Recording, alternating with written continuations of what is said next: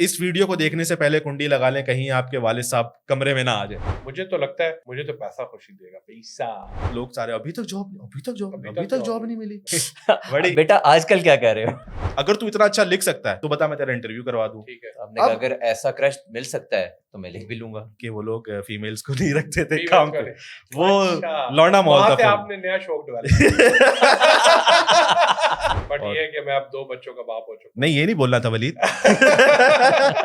बता नहीं रहा कि यार ये SEO भी कोई दुनिया है, फेसबुक भी कोई दुनिया हूँ। है। बता लेगा आपको तो आप पैसे कमाने लग तो जाओगे, उसने तो उसके नहीं पैसे देने ना मिलेंगे। वलीद भाई, मार्क जकरबर्ग ने देने ना, उसके फुप्पी के लड़के ने थोड़ी देने। हाय हाय कौन ते शिकायत ही लग कौन ते सी। ऐसा कि सीखा मैं करोड़पति बन कि गया। मैं हाय, हाय, हाय, हाय। आप मुझे बताएं कैसे बने करोड़पति। किसी भी पाकिस्तान की यूनिवर्सिटी का करिकुलम उठाएं, उसके अंदर जितने भी कोर्स आउटलाइन है ना, वो सारी कोर्स आउटलाइन देखें। उस कोर्स आउटलाइन के अंदर से मुझे एक भी स्किल ऐसा निकाल के दिखा दें जो कि इंडस्ट्री रेलिवेंट हो। रोल हो रहे हैं प्रोग्राम, एक बहुत बड़ा ये fraud है, हाँ लोगों को फ्रॉड है, धंधा स्कैम बनाने है। का। अगर मैं ऑलरेडी मेरे पास एक चैनल ऐसा चल रहा है जो कि मुझे लीगली हजारों लाखों डॉलर बना के दे रहा है, यार मुझे क्या जरूरत है $200-300 के कोर्स बेच के किसी को बोलने के लिए आ जाओ, बैठ जाओ, कर जाओ। मुझे कोई जरूरत नहीं। अपने आप से जो है ना पन्ने खां बने हुए कि जी मेरे पास बड़ा नॉलेज है। ये तो बात इसी तरह कि हमने अमेरिका की गुलामी नहीं करनी। आपके पास मोबाइल मौजूद है, लैपटॉप मौजूद है, इंटरनेट मौजूद है, उसके ऊपर आप क्या देखते हैं ये डिटरमाइन करता है कि आपका फ्यूचर कैसा होगा। अस्सलाम वालेकुम। आज हम अपनी जर्नी की 4th एपिसोड पे हैं और आज हमारे साथ हैं उमैर भाई। अस्सलाम वालेकुम। जी वालेकुम अस्सलाम, thank you so much for having me here. Welcome Umair भाई। स्टार्ट करते हैं इंट्रोडक्शन से ही, आप खुद ही बता दें क्या करते हैं आप। मैं एक एंटरप्रेन्योर हूँ, ई-कॉमर्स और अमेज़ॉन एक्सपर्ट हूँ, और मैं usually I own 2 companies, one in Canada and one in USA, और यहाँ पे मैं सर्विसेज भी प्रोवाइड करता हूँ अपनी, और मैं जॉब भी करता हूँ in an agency that also works in Amazon. अच्छा, ये आपका तो हो गया फॉर्मल इंट्रोडक्शन। जी जी। ऑडियंस ये सुनना चाहती है कि आपने जो ज़िंदगी कराची की गलियों से स्टार्ट की और इस्लामाबाद में आए, कहाँ से शुरू की, किस तरह शुरू की, कहाँ से पढ़ाई की, क्या नहीं की, और किस तरह अमीर हुए। क्योंकि मैं एक गरीब आदमी हूँ, मैं भी अमीर होना चाहता वलीद भाई, अल्लाह ताला आप जैसा गरीब सबको कर दे। हूँ। सबसे पहले मुझे करे। देखें, आप जो अमीरी है ना, that is a state of mind. अच्छा, ठीक है, मैं खुद को भी अभी अमीर कंसीडर नहीं करता। ठीक है। उसका रीज़न ये है कि मैं अभी भी अगर कोई आइसक्रीम परचेज करता हूँ ना, तो उसका जो ऊपर वाली लिड है वो उतार के पहले चाटता हूँ, अच्छा। उसके बाद डस्टबिन में फेंकता हूँ। तो तो ये चाटने वाली चीज जो है वो खत्म करना चाह रहे हैं आप। सर जिस दिन इतना मैं अमीर होना है कि चाटना न पड़े हैं। चाटना ना पड़े। मुझे इतना अमीर होना है कि मैं वो चाटे बगैर डस्टबिन में फेंकूं और आइसक्रीम ऐसे ही एंजॉय करना शुरू कर दूं। अच्छा, वो अमीरी की स्टेट चाहिए। अमेरी की स्टेट क्या, वो आप क्या समझते हैं, अभी तक वो नहीं आई? देखिए अभी तक चाट ही रहा हूं ना। मेरा ख्याल है कि ये मसला जो है ना वो मेंटालिटी का है। पैसा अल्हम्दुलिल्लाह है आपके पास, मुझे पता है। देखें, हाँ अगेन, आप हर किसी के लिए द डेफिनेशन ऑफ मनी और सक्सेस ना वो चेंज होती है। ठीक है। अगर आप मुझसे बात करेंगे तो मैं पैसे से ज़्यादा फ्रीडम, जो मेरा फ्रीडम है उसको ज़्यादा वैल्यू करता हूँ। तो इफ़ अगर मैं पूरे 24 घंटे ऑक्यूपाइड हूँ और मेरे पास उन चीज़ों के लिए टाइम ही नहीं बच रहा जो कि मुझे एक्चुअली में खुशी देती हैं, तो पैसा मेरे पास ज़रूर होगा, but I won't consider my self आप क्या सक्सेसफुल। समझते हैं, आपको जिंदगी में क्या सबसे ज्यादा खुशी ये देती मैंने है? देखा जिनके पास पैसा आ जाता है ना, फिर वो पैसे के अलावा बाकी चीजों को पसंद करने लग जाते हैं। क्या जिनके पास पैसा मतलब? नहीं होता वो कहते हैं नहीं नहीं सिर्फ पैसा ही चाहिए। क्या क्या पैसे के अलावा आपको क्या लगता है कि क्या चीज खुशी दे सकती है? देखें, पैसे में पैसा भी, मुझे तो लगता है मुझे तो पैसा खुशी देगा, पैसा। देखिए वलीद भाई, आपको अगर अल्लाह करे आपको इतना पैसा मिले कि आपकी ये जो थॉट प्रोसेस है चेंज हो जाए। एक टाइम ऐसा आता है इंसान के पास कि उसके पास पैसा ही होता है, ठीक है। और कुछ नहीं होता। मुझे अपने दोस्तों के साथ टाइम गुजारना अच्छा लगता है, अच्छा, अपनी फैमिली के साथ टाइम गुजारना अच्छा लगता है, अपने दोस्तों के साथ हैंग आउट करना अच्छा लगता है। उनके साथ मुझे मैं अपने दोस्तों के साथ एक ऐसे फेस के अंदर होता हूँ जो कि मेरा ट्रू फेस है। ठीक है। मुझे एक्ट नहीं करना पड़ता, ठीक है, मुझे फेक नहीं करना पड़ता। और उनके साथ किसी भी चाहे हम खन्ना पुल बैठे हों, ठीक है। चाहे हम स्कर्दू बैठे हों, ठीक है। सिर्फ the thing is that I am blessed कि मेरे पास एक कंपनी ऐसी है जिसके साथ मुझे जो है वो एहसास होता है इस चीज़ का कि I can be my true self. Nice. और पैसा एक सेकेंडरी चीज़ है, लेकिन ज़रूरी बहुत है। क्योंकि जब मेरे पास नहीं था तब मुझे वो वक्त मैं आज याद करता हूँ और अभी वाला वक्त याद करता हूँ। बहुत सारी चीज़ें हैं जो कि सॉल्व हो जाती हैं just because you have the power, you have the money.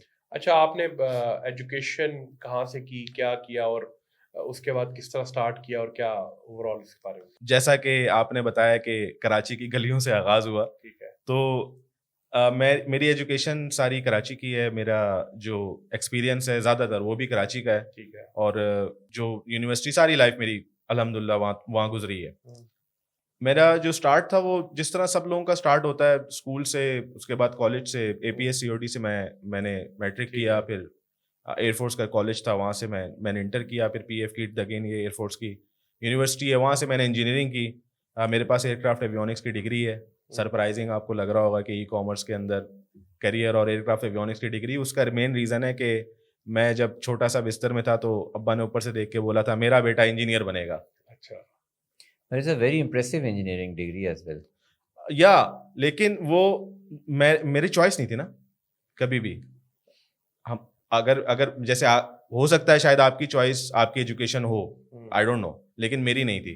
ठीक है। मेरा तो एयर एवियोनिक्स वाली डिग्री और ई कॉमर्स, ये क्या मतलब यार? एयरक्राफ्ट एवियोनिक्स जो है ना, उसकी अपॉर्चुनिटीज इस मुल्क में ना होने के बराबर है। ठीक है। और जिस टाइम पे हम लोग इंजीनियरिंग कर रहे थे, तो मैं अपनी इंजीनियरिंग के लास्ट डे जो था, जिस दिन मेरी इंजीनियरिंग खत्म हुई है, उस दिन मैं ये कंसीडर कर रहा था कि शायद मैं दुनिया का सबसे डम आदमी हूँ। ठीक है। रीजन बीइंग कि सिस्टम आपको डम बना देता है। Hmm.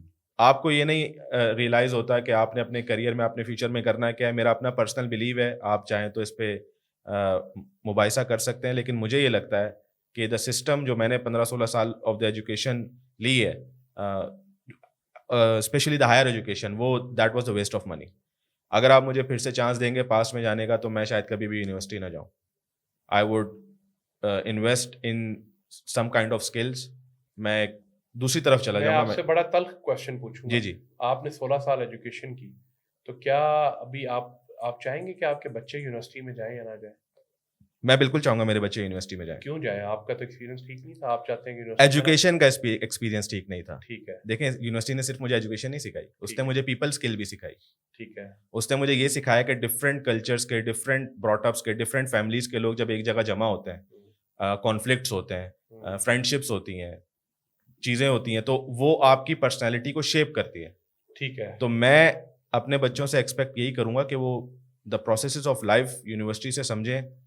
ग्रेड्स, ये सारी चीज़ें, मेमोराइजेशन, ये कोई इतनी वैल्यू नहीं करती। I would never consider my kid कि वो ए ले रहा है, टॉप कर रहा है, मुझे परवाह नहीं है। वो बिल्कुल पासिंग मार्क्स से कर रहा है, मुझे परवाह नहीं है। लेकिन देखिए, taking back to the time, थोड़ा सा बेनिफिट ऑफ द डाउट भी शायद देना चाहिए कि उस वक्त ना यूट्यूब था, ना उस वक्त फेसबुक ने इतनी अन्नी फेरी हुई थी।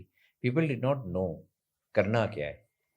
हाँ, आप सोचते थे यार अभी तो मैट्रिक करो, उसके बाद देखेंगे, फिर अब एफ एस सी करो, फिर देखते हैं। अब यूनिवर्सिटी है, यूनिवर्सिटी करो, क्योंकि एक इंडस्ट्री है और उस इंडस्ट्री को लेबर चाहिए, और वो लेबर प्रिपेयर करवाया जाता है। हाँ, देखें, हर फैमिली के अंदर एक अंकल होता है जो कि हर गैदरिंग के अंदर ये बोलता है कि बेटा ये कर लो, बहुत स्कोप है। तो मैं वो अंकल ढूंढ रहा हूँ जेब में पिस्तौल रख के कि सबसे पहले तो उसके सर में गोली मारूं ना। वो अंकल खुद क्या कर रहे होते? वो सिर्फ यही कर रहे होते, यही काम है। काउंसलिंग है। मुझे याद है कि मैंने कंप्यूटर इंजीनियरिंग की थी, तो मेरे एफएससी में मार्क्स अच्छे थे। तो क्या हुआ कि मुझे सिविल में, या उस टाइम मैकेनिकल का दौर था, या उस टाइम कंप्यूटर इतना नहीं था, तो वो डिग्री समझी नहीं जाती थी। इंजीनियरिंग वो समझते थे कंप्यूटर कुछ भी नहीं। तो टेलीकॉम, वो कहते थे इतने नंबर लिए, ये कंप्यूटर वाली डिग्री, ये बेटा क्या डिग्री है, ये तो कोई डिग्री है, आपको साल रिपीट करो, ये कोई इंजीनियरिंग है? तो आज अगर मैं 100 शुक्राने के नफल भी अदा करूँ ना, तो वो भी कम है कि शुक्र अल्हम्दुलिल्लाह मैं उस फील्ड में हूँ, जो एक ऐसी फील्ड है जो डिवर्सिफाइड फील्ड है। उसके बारे में मैं काम, मुझे पुल के ऊपर खड़े होकर काम नहीं करना पड़ता। मैं दुनिया के किसी भी मुल्क में हूँ, मैं कहीं से भी काम कर सकता हूँ, और एक अच्छी डिग्री है। लोगों की ओल्ड माइंड से परसेप्शन ऐसी है कि वो सिर्फ इंजीनियरिंग की डिग्रियां 3 समझते हैं, इलेक्ट्रिकल, मैकेनिकल और सिविल, उसके अलावा तो वो समझते हैं वो इंजीनियर ही नहीं है, अगला बंदा जो है ना फुद्दू खाते हैं। और दूसरा ये कि शुरू में कंप्यूटर इंजीनियरिंग की ये परसेप्शन थी कि यार मैंने कंप्यूटर इंजीनियरिंग कर लिया तो वो कहते हैं कंप्यूटर ठीक कर सकता है। हमसायों का कंप्यूटर खराब हो गया तो उन्होंने कहा यार मेरा कंप्यूटर खराब हो गया तो मेरा आगे कंप्यूटर ठीक कर लो। मैंने कहा मैं ये नहीं कर सकता। कहते तू वंजे का कंप्यूटर इंजीनियर है तनु कंप्यूटर नहीं ठीक करता आता। देखिए मेरे साथ आज तक ये होता है कि मैंने इलेक्ट्रॉनिक्स में की हुई है इंजीनियरिंग, और आज तक मेरे साथ यही हो रहा है कि मतलब पंखा ख़राब हो या लाइट ख़राब हो, घर में कुछ भी हो तो एक्सपेक्टेशन ये होती है कि इसी ने ठीक करना है। देखिए आपने ये 3 कर दी ना, मैकेनिकल वाली की हो तो अब्बा कहता है मोटरसाइकिल था ऑयल चेंज कर ले, ठीक है। सिविल वाली नहीं की हो तो घर वाले कहते हैं ए नाली बंद हो गई है खोल दे। कार और कंस्ट्रक्शन अगर कंप्यूटर वाली की हो तो ऐप प्रिंटर नहीं चल रहा। अच्छा ऐप ऐसे ही है। ये देखें, मैं आपकी बात से एग्री करता हूँ कि उस टाइम पे शायद यूट्यूब इतना नहीं था, शायद फेस था ज़रूर, ऐसा नहीं है कि नहीं था, हमने बहुत सारी चीज़ें उस टाइम भी की हैं, लेकिन शायद अवेयरनेस उस तरह से नहीं थी, मैं ये कह सकता हूँ। पर रिगार्डलेस अवेयरनेस डेवलप करना is the part of the system. मुझे ये देखिए, मैं एक यूनिवर्सिटी के पास जा रहा हूँ, ठीक है, मैं बिल्कुल ब्लैंक दिमाग लेके जा रहा हूँ। अगर यूनिवर्सिटी का एक ये भी गोल है कि यार हम इसको एजुकेशन दे, तो दूसरा ये भी गोल है हम ये बताएं कि इस एजुकेशन के साथ करना क्या है भाई। एजुकेशन दे दी, आपको डिग्री इंडस्ट्री पकड़ा है ना, दी, इंडस्ट्री है ना, वो आपको कहते हैं आप ये इंजीनियरिंग करें और उसके बाद आप फलां जगह जाके जॉब करें। नहीं तो इंडस्ट्री है ना, इंडस्ट्री वो को आगे लेबर से चाहिए। जॉब नहीं देते ना, बात समझे ना। जब मैं वहां जाता हूं तो वो कहते हैं भाई आपने किया क्या है, हम सामने रखते हैं ये किया है, स्पोर्ट्स कंपटीशन में मैंने ये आया था, इस रेस में मैं इतना भागा था, ये मेरे कोर्सेज हैं, ये मेरा सीजीपी है, तो वो उसको उठा के यहाँ रख देते हैं और आगे कैसे कहते हैं भाई ये बताओ आप इस प्रॉब्लम को सॉल्व कैसे करोगे। आप एक न्यू फ्रेश ग्रेजुएट से कैसे एक्सपेक्ट कर सकते हैं कि वो इंडस्ट्री के लिए आके प्रॉब्लम सॉल्व करेगा? सर पूरी दुनिया में कर रहे हैं लोग। अच्छा, तो फिर आपने एजुकेशन की, उसके बाद एक्सपेक्टेशन आप बाय द वे यही है, क्या? इंडस्ट्री की एक्सपेक्टेशन यही है कि चाहे एक फ्रेश लड़का भी आ रहा है, he would be ready to go. Ready उसको to पता होगा वो प्लग एंड प्ले, आजकल सिस्टम के पास इतना टाइम ही नहीं है कि लोगों को ट्रेन करे, वो कहते हैं प्लग एंड प्ले चाहिए। देखें, आपको अलमिया ये है कि आज भी अगर आप अपने 9th की और 10th की कंप्यूटर साइंस की बुक्स उठाएंगे, उसके अंदर आपको ये पढ़ाया जा रहा होगा, लिखा होगा कि ये ट्रैक बॉल क्या होता है, फ्लॉपी डिस्क क्या होती है, माउस पैड क्या होता है, ये चीज़ें। ठीक है, ठीक है, आज की जनरेशन को भी जो कि पैदा होते साथ ही ऐसे ही। उसको पहला वर्ड शायद बाद में बोलता है, मोबाइल खोलना पहले सीखता है वो। उसको जब 9th-10th में पहुंच के आप ये बता रहे हैं कि ये माउस पैड है और इसी पे आप उसको जज भी कर रहे हैं ऐसे ही। और इसी की क्राइटेरिया के ऊपर आप उसको आगे फॉरवर्ड भी कर रहे हैं, तो आप उससे एक्सपेक्ट क्या करेंगे? ऐसे ही। ठीक है, तो ये पूरी दुनिया में होता है। ब्रेन लिमिट कर रहे हैं उसका। ब्रेन लिमिट तो हम पहले करते थे, अब तो हम ब्रेन डिस्ट्रॉय कर रहे हैं। बिल्कुल हमें सोचना फिर से पड़ेगा कि यार ये सिस्टम जो हमने बना दिया है, ये सिस्टम प्रोड्यूस क्या कर रहा है, ये पूरा सिस्टम तोड़ के रीबिल्ड करने की जरूरत है।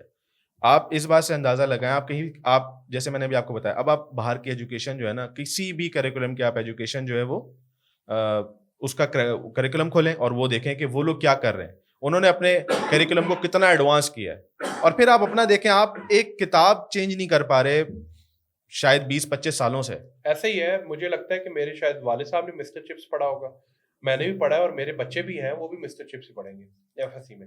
हाँ, तो फिर चिप्स ही प्रोड्यूस होंगे। अच्छा, अब आप मुझे बताएं कि आपने एजुकेशन कंप्लीट की, जॉब की तरफ किस तरह गए और क्या आता है? एक बड़ी इंटरेस्टिंग स्टोरी है। जब मैंने पास आउट किया ना, तो आपसे घर वाले एक्सपेक्ट ये करते हैं कि आपकी जो डिग्री है उसी में काम करना चाहिए, अगर तुम कहीं और काम कर रहे हो तो तुम फेलियर हो। हमारे यहाँ ना फेलियर का लेबल, हाँ, फेलियर का लेबल हमारे यहाँ बिल्कुल शादी में मिठाई की तरह बढ़ता है। इस तरह खड़े होते हैं लोग, रिश्तेदार सारे लेके। शायद वो रिश्तेदार जो कभी आपको साल में एक दफा भी फोन ना करे ईद पे, लेकिन रिजल्ट वाले दिन सबसे पहले उनका फोन आता है, हाँ जी की बढ़िया जे।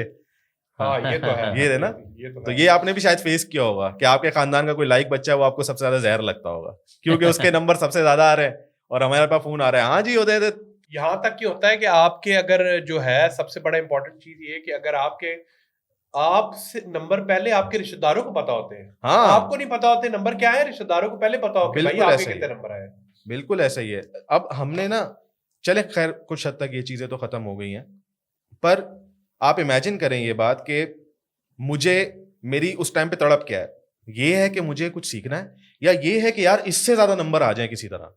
तो मेरा गोल हमेशा ये रहा। और आपको मैं एक बड़ा जबरदस्त एक एक्सपेरिमेंट है, हम लोगों ने आफ्टर यूनिवर्सिटी मैंने 1-2 लोगों के साथ किया था, मैं आपको उसका आउटकम बताता हूँ।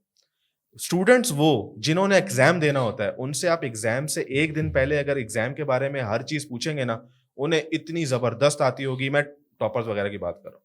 लेकिन अगर आप उनसे एग्जाम के एक हफ्ते बाद वो चीज पूछेंगे, दे वुड फेल टेरेबली।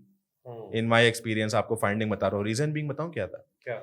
उनको जो नॉलेज चाहिए था वो सिर्फ उस मार्क्स को अचीव करने के लिए चाहिए था। उसके बाद उनका दिमाग इस तरह का डिजाइन था कि उनके लिए वो एक नॉलेज गार्बेज था, जैसे ही पेपर से निकले उठा के बाहर फेंक दिया। ठीक है, तो they are not learning anything. Yes, ठीक। रट्टा सिस्टम है पाकिस्तान का, तो एजुकेशन सिस्टम रट्टा सिस्टम है।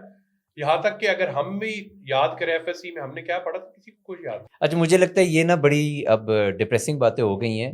अब बताएं कि क्या अब ये जो गैप है ये ब्रिज हुआ है या अभी भी इसी तरह है?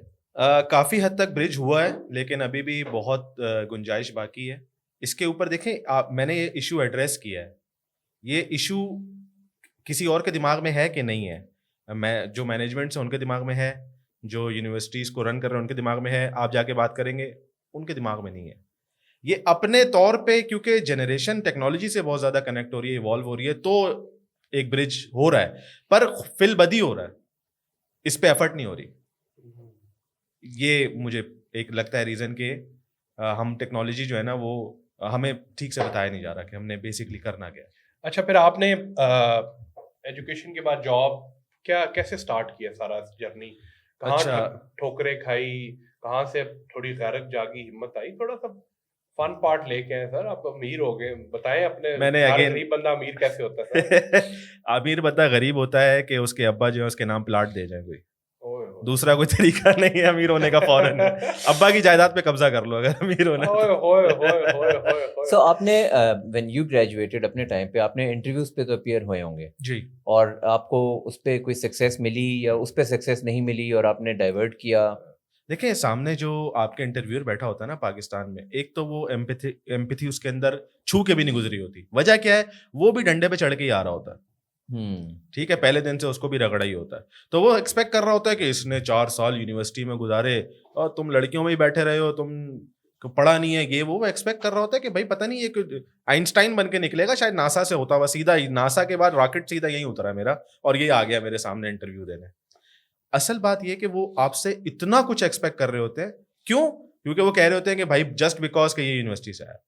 तो जब भी मैं इंटरव्यू के लिए अपेयर होता था, पहले तो एयरक्राफ्ट एवियोनिक्स की अपॉर्चुनिटीज बहुत कम है पाकिस्तान में, और हमारे यहाँ एक डिपार्टमेंट होता है पूरी दुनिया में हर यूनिवर्सिटी में जो कि यहाँ पे है ही नहीं। ठीक है, आपकी यूनिवर्सिटी में ग्राउंड है, सारी चीजें हैं, लेकिन एक डिपार्टमेंट है जिसको बोलते हैं करियर काउंसलिंग। करियर काउंसलिंग जो है ना, वो होता है क्या है कि हर बंदे के पास इंडिविजुअल टैलेंट है। ठीक है, उस टैलेंट को बताना, उसको पॉलिश करना और उसको ये बताना कि भाई इसमें करियर ऐसे बनता है।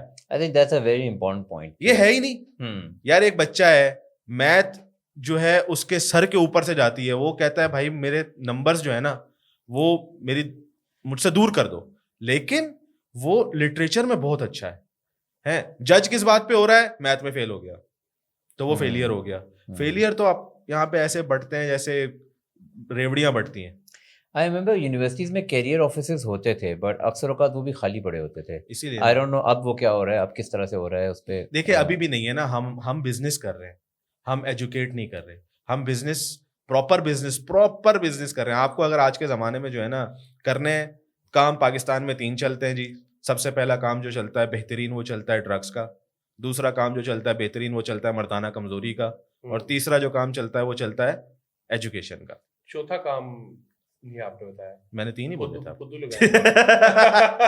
देखिए, वो हमारा नेशनल काम है, आप उसको काउंट ना करें, वो इस लिस्ट में काउंट नहीं होता। अच्छा, बिल्कुल ठीक। अब हमें अब यूनिवर्सिटी में करियर काउंसलिंग है ही नहीं। बच्चों को ये इतने लॉस्ट बच्चे हैं, उन्हें ये पता ही नहीं है कि हम यहाँ आए क्यों हैं, कि ये मेला लगा हुआ है तो क्यों लगा हुआ है, किस लिए लगा हुआ है, और ये खत्म होगा तो क्या होगा। सो आज भी जो यूनिवर्सिटी में बच्चे होंगे वो समवट समहाउ अगर लॉस्ट हैं, so how can you help, how can you relate? आपने किस तरह से ये रियलाइज किया कि I am lost in this jungle, मुझे अब क्या करना है, रास्ता किस तरह ढूंढना है?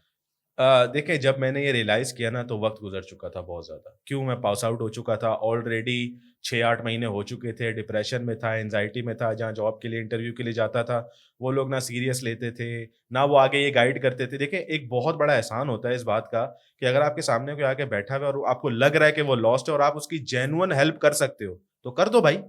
पैसे तो नहीं लग रहे ना इस बात के, नहीं, लेकिन मज़े लेनी है उससे। उससे ना चस आनी चाहिए। उस बच्चे से ऐसे सवाल करो कि 1 मिनट के लिए उसके शट्टे-टाट हो जाए। और मैंने नोट किया इंटरव्यूज बहुत फॉर्मल भी होते हैं। आई मीन आप ठीक है 15-20 मिनट आपने फॉर्मल इंटरव्यू ले लिया, एंड पे आप इनफॉर्मली 3 मिनट की अगर डिस्कशन कर लो कि यार मुझे लगता है आप ना ये 2-3 स्किल्स लैक कर रहे हो, मे बी आप इस पे काम करके दोबारा अप्लाई करो। लेकिन बहुत फॉर्मल एंडिंग होती है कि okay we'll get back to you within a week और विद इन 2 वीक्स, हमारी एचआर आपसे रब्ता कर लेगी, इफ़ यू आर शॉर्टलिस्टेड तो सेकंड इंटरव्यू होगा। सर, सबसे पहली बात है ना, जो बंदा आपके सामने आ रहा है ना, इंटरव्यूअर सबसे पहले समझता है कि दुनिया का सबसे फुद्दू तरीन बंदा जो है ना, वो अभी सामने आके बैठने वाला है। उसका परसेप्शन ही ऐसा है उसका। उसके बाद जब वो बातचीत करना शुरू करता है तो वो ये अज्यूम करके बात कर रहा होता है, इसे कुछ भी नहीं आता होगा। अज्यूम ही पहले से ही है, आप पर्सपेक्टिव उसका बिल्ड हुआ है। और जब शुरुआत ही होती है ना, बंदा नर्वस होता है। हर बंदा उस तरह से उसका ब्रॉटअप नहीं होता। मैं अभी भी करूं तो मैं उस टाइम पे इतना ज्यादा इंट्रोवर्ट था कि मैं ठीक से ये बता भी नहीं पा रहा था इंटरव्यूअर को कि मैंने क्या किया। मैं कुछ किया हुआ ही नहीं तो क्या बताऊं। तो वो आगे से मुझे आज एक लाइन मुझे नहीं भूलती, उसने मुझे बोला कि उमैर, मैं इस बात में इंटरेस्टेड नहीं हूं कि आपको पर कितना अच्छा उड़ाना आता है, क्योंकि मेरी एयरक्राफ्ट एवियोनिक्स की डिग्री थी। तो उसने इस चीज को मुझे इस तरह बताया, मैं इस बात में इंटरेस्टेड नहीं हूं आप पर कितना अच्छा उड़ा लेते हैं। ये कोई करने वाली बात नहीं थी। अब ऐसी कोई बात होती है ना, ऑलरेडी आप डरे हुए होते हो और आपका मोराल पूरा का पूरा शेक हो जाता है, आपका पूरा कॉन्फिडेंस जो है ना वो टूट जाता है। आपको फेलियर, आपको ऐसा दिखता है कि यार गया मैं। लेकिन may be being a devil's advocate, वो भी है शायद ये सोचते हो कि यार हम देख रहे हैं बच्चा प्रेशर कैसे हैंडल करता है। बिल्कुल, प्रेशर हैंडलिंग के लिए उसको प्रेशर कुकर में पहले आने तो दो। प्रेशर हैंडलिंग जो है ना, देखिए एक यूनिवर्सिटी एक हद तक प्रेशर, और वो भी ठीक ठाक प्रेशर है, हल्का प्रेशर नहीं है। आप सोचे ना यार, खाला की बेटी का रिश्ता लेना है और खाला फोन करके पूछ रही है हाँ जी कितने सेमेस्टर रह गए ने, कम प्रेशर है। ऐसे ही है, सही है। ठीक है ना। अब ये मसला है हमें, मैंने जिस टाइम पे रियलाइज किया, 1.5 साल हो गया, 2 साल हो गए, ऑलमोस्ट 2 साल से थोड़ा सा कम टाइम हो गया, कहीं भी जब जॉब नहीं मिल रही होती और आपको जब बाप के पास जाके ये बोलना पड़े ना कि 50 रुपए दे दें, 100 रुपए दे दें, 200 रुपए दे दें, तो एक गैरतमंद और खुददार जो उस टाइम पे बंदा होता है ना, वो मरना पसंद करेगा। लेकिन उसका ये होता है कि यार मैं बाप को दूं अब जाके, यार मैं कब तक इस फेज में चलूंगा।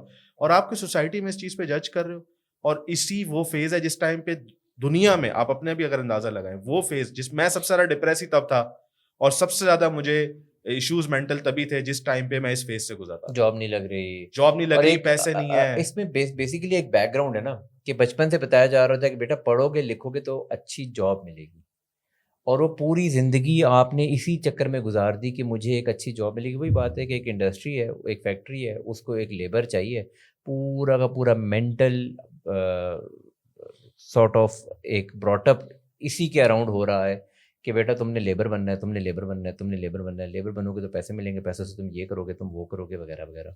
एंड द डे कम्स कि आप ग्रेजुएट हो गए हो और अब नहीं मिल रही जॉब, तो आपके एंड के ऊपर कोई इशू आता है ना, मतलब लोग सारे अभी तक जॉब नहीं मिली। ओ सही माय है। गॉड। और वो सवाल के तो- जॉब कर क्या रहे हो? देखें, बड़ी बेटा आजकल क्या कर रहे हो? आजकल अंकल आपकी छोटी बेटी के चक्कर में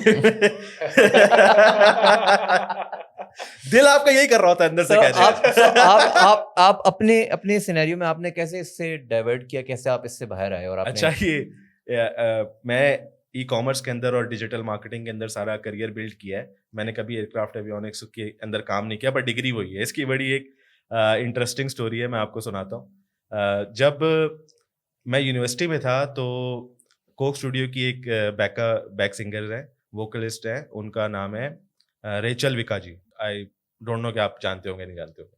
तो उस टाइम पे कोक स्टूडियो बड़ा हिट था, सीजन 4, सीजन 5, सीजन 6 ये आ रहा था। तो शी वॉज माई क्रश, बड़ा कोई हैवी किस्म का क्रश था ना। मतलब मैं तेरे ख्वाबों में आऊंगा वो वाला क्रश था। मतलब मैथ्स कर ली थी कि ये करूंगा तो इससे मिलूंगा, और फिर नहीं उसके मैथ्स बाद- नहीं, बायोलॉजी कहते हैं उसको। अच्छा अच्छा पूरी की पूरी आपने कर ली थी, केमिस्ट्री बना ली थी कि इस मतलब तरह उनको नहीं पता था मैं अपनी तरफ से तैयार बैठा अपनी तरफ से full तैयार बैठा।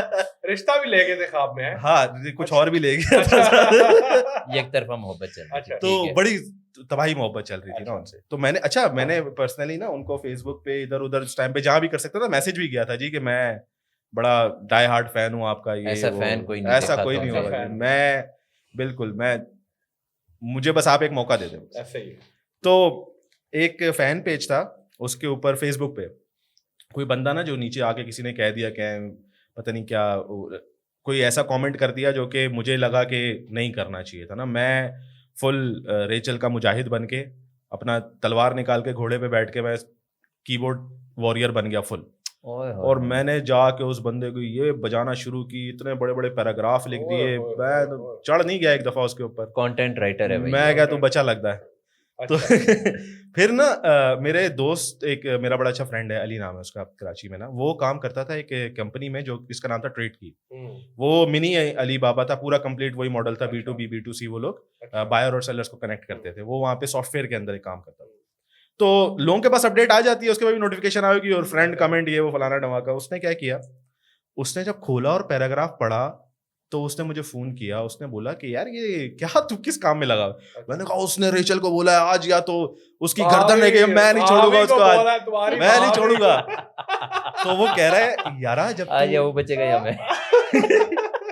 वो उसने कहा कि भाई इस काम के ना पैसे मिलते हैं। अच्छा मैंने कहा बैंक अकाउंट नंबर कहाँ भेजूं ये बता दे। अच्छा। तो कह रहा है यार कंटेंट राइटर बन जा। हाँ, उसने बोला कि यार हमारे ऑफिस में ना जॉब है कंटेंट राइटर की, अगर तू इतना अच्छा लिख सकता है तो बता, मैं तेरा इंटरव्यू करवा दूं। ठीक है तो आपने कहा अब- अगर ऐसा क्रश मिल सकता है तो मैं लिख भी लूंगा। अच्छा मजे की बात, ट्रेड की में उस टाइम पे एक पॉलिसी थी कि वो लोग फीमेल्स को नहीं रखते थे Females काम को पे। नहीं।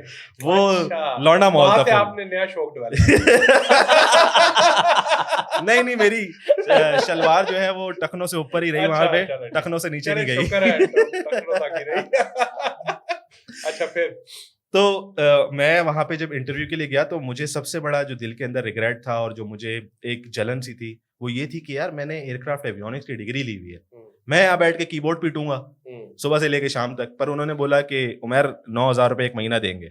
मैंने कब से आना है? हाँ। तो इंटरव्यू हुआ, मैं वहां आप पे 9,000 में मान गए। 9,000 मैंने कहा ठीक हो गया। ठीक है बिल्कुल देखिए सही। आप सोचे ना कि गुड मनी बैक देन। हाँ, लेकिन ये है कि spend around 1.6-1.7 million on overall education, और उसमें से भी तकरीबन majorly around 1 million on the degree. तो यार एक ऐसी डिग्री करके इतना पैसा खर्च करके कुछ तो आए ना, मतलब 2 ऐसा साल ही। हो गए पैसे आ ही नहीं रहे, चलो 9 ही आए। मेरा जो प्लान था वो ये था कि दिस इज समथिंग जो कि स्टेपिंग स्टोन है, मैंने जाना उधर ही है। ऐसे ही है। बस ये मैं इसलिए कर रहा हूँ कि फिलहाल मेरा कुछ तो मेरा करूं, मेरा कुछ चार चल पैसे जाए, आए। 4 पैसे चल जाए। और कंटेंट राइटिंग की ही जॉब थी। हाँ, कंटेंट राइटिंग। और आपने कोई प्रायर उसकी कोई ट्रेनिंग या कुछ नहीं, किया? मैं आपको बताया ना कि मुझे नहीं रियलाइज था कि इस चीज का पैसे भी मिलते हैं, चीजें। So you had a skill but you हाँ। did not know. हाँ, ये कह सकते हैं 2 आप। years after your graduation as well, आपके पास एक स्किल था छुपा हुआ, हाँ बट आपको पता ही नहीं हाँ, चला। रियलाइज नहीं था कि ये मोनेटाइज भी होता है। ठीक है। मतलब है कि लोगों को क्रश करने चाहिए, लोगों को क्रश में जाके अपनी फीलिंग्स को एक्सप्रेस भी करना चाहिए, and that's how you get to where you have to be. By the way, Rachel, if you are seeing this, the feelings are still there. But और- ये है कि मैं अब 2 बच्चों का बाप हो चुका नहीं, ये नहीं बोलना था वलीद। हूँ। अच्छा ठीक है। सर ये बिल्कुल कवारे सब लेडीज आउट देयर, ये बिल्कुल कवारे रेचल हैं। स्पेशली। रेचल। अच्छा, तो व्हाट हैपेंड इज के मैंने जब वहाँ पे कंटेंट राइटिंग शुरू की ना, ठीक है। तो हम लोगों को तो मतलब 5-10 कीवर्ड दे दिए जाते थे, दिन के कोई 5-6 आर्टिकल्स लिखने होते थे, और वो लिख के हम बस, हमारा यही काम था वहाँ जाना, सुबह कीबोर्ड पीटना और शाम को घर आ जाना। इस बात के स्टार्टिंग आई रिमेंबर के 9,000 रुपए की हमारी जॉब थी, ये पहली जॉब हो गया। पहली जॉब थी मेरी। फिर? और यहाँ से जब मैं उस कंपनी के अंदर गया तो मुझे कुछ चीज़ों का पता चला जो कि बिल्कुल नहीं पता था पहले, जैसे B2B क्या होता है, B2C क्या होता है, इसके अलावा डिजिटल मार्केटिंग क्या चीज़ है, SEO क्या चीज़ है, ऑर्गेनिक ट्रैफिक क्या चीज़ है, पेड ट्रैफिक क्या चीज़ है। ये सारी चीज़ें वहाँ पे डिपार्टमेंट्स को काम करते देखा तो ये रियलाइज हुआ कि यार एक दुनिया ऐसी भी है जो कि एक ऐसे स्किल के अराउंड बनी हुई है जिस स्किल का ना मैंने नाम सुना, ना मुझे कोई आइडिया था, ना मुझे सिस्टम ने बताया कि यार ये भी एक स्किल है।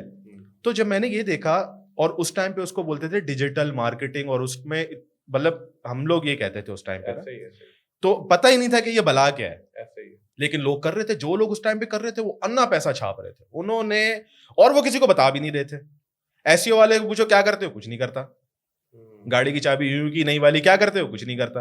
वे भाई ये कहाँ से आ रहा है फिर, ये तो मेरे अब्बू ने प्लाट बेचा है अभी एक बैरिया फेस 4 का, अच्छा, वहां से है। अच्छा, बता नहीं रहा अच्छा। कि यार ये एसईओ भी कोई दुनिया है, फेसबुक भी कोई दुनिया यार है। वो बता लेगा आपको तो आप पैसे कमाने तो लगते हो, उसने तो उसके नहीं पैसे देने ना चलेंगे। वलीद भाई, मार्क जकरबर्ग ने देने ना, उसके फुप्पी के लड़के ने थोड़ी देने। हाय हाय, काश ये पाकिस्तानी कौम को समझ आ जाए कि मैं तुम्हें सिखा दूंगा तो पैसे तुम्हारी जेब से नहीं निकलेंगे, नहीं कहीं और जाने से ही ना, आएंगे। बात यही है। बट तो ये है कि उनको अपनी अमीरी तो हजम है, आपकी अमीरी हजम नहीं होगी। वो तो किसी को भी नहीं है ना, खास तौर से फुप्पो को नहीं है। हाय हाय हाय हाय, अच्छा, इस पे शायर ने बड़ा खूब कहा है, शरीका नू आग लग दी। देखिए सिर्फ और सिर्फ आपके माँ बाप हैं जो कि आपकी तरक्की से जो है ना खुश होंगे, बाकी तीसरा बंदा कोई नहीं है जी। अच्छा, फिर इसके बाद आगे आपने फिर किस तरह से मूव किया? अच्छा, तो जब मुझे ये रियलाइज हुआ ना कि मेरे अराउंड एक ऐसे भी स्किल्स मौजूद है जिनके अंदर करियर बिल्ड हो सकता है, तो मेरी क्यूरियोसिटी इंक्रीज हुई। ठीक है। और मैंने उनके बारे में और जानना शुरू किया कि मैं एसईओ वालों के पास जाके बोलता था आप लोग क्या करते हो, और भी उनके पास बोलता था, एडवर्टाइजमेंट वालों के पास इधर उधर जाता था।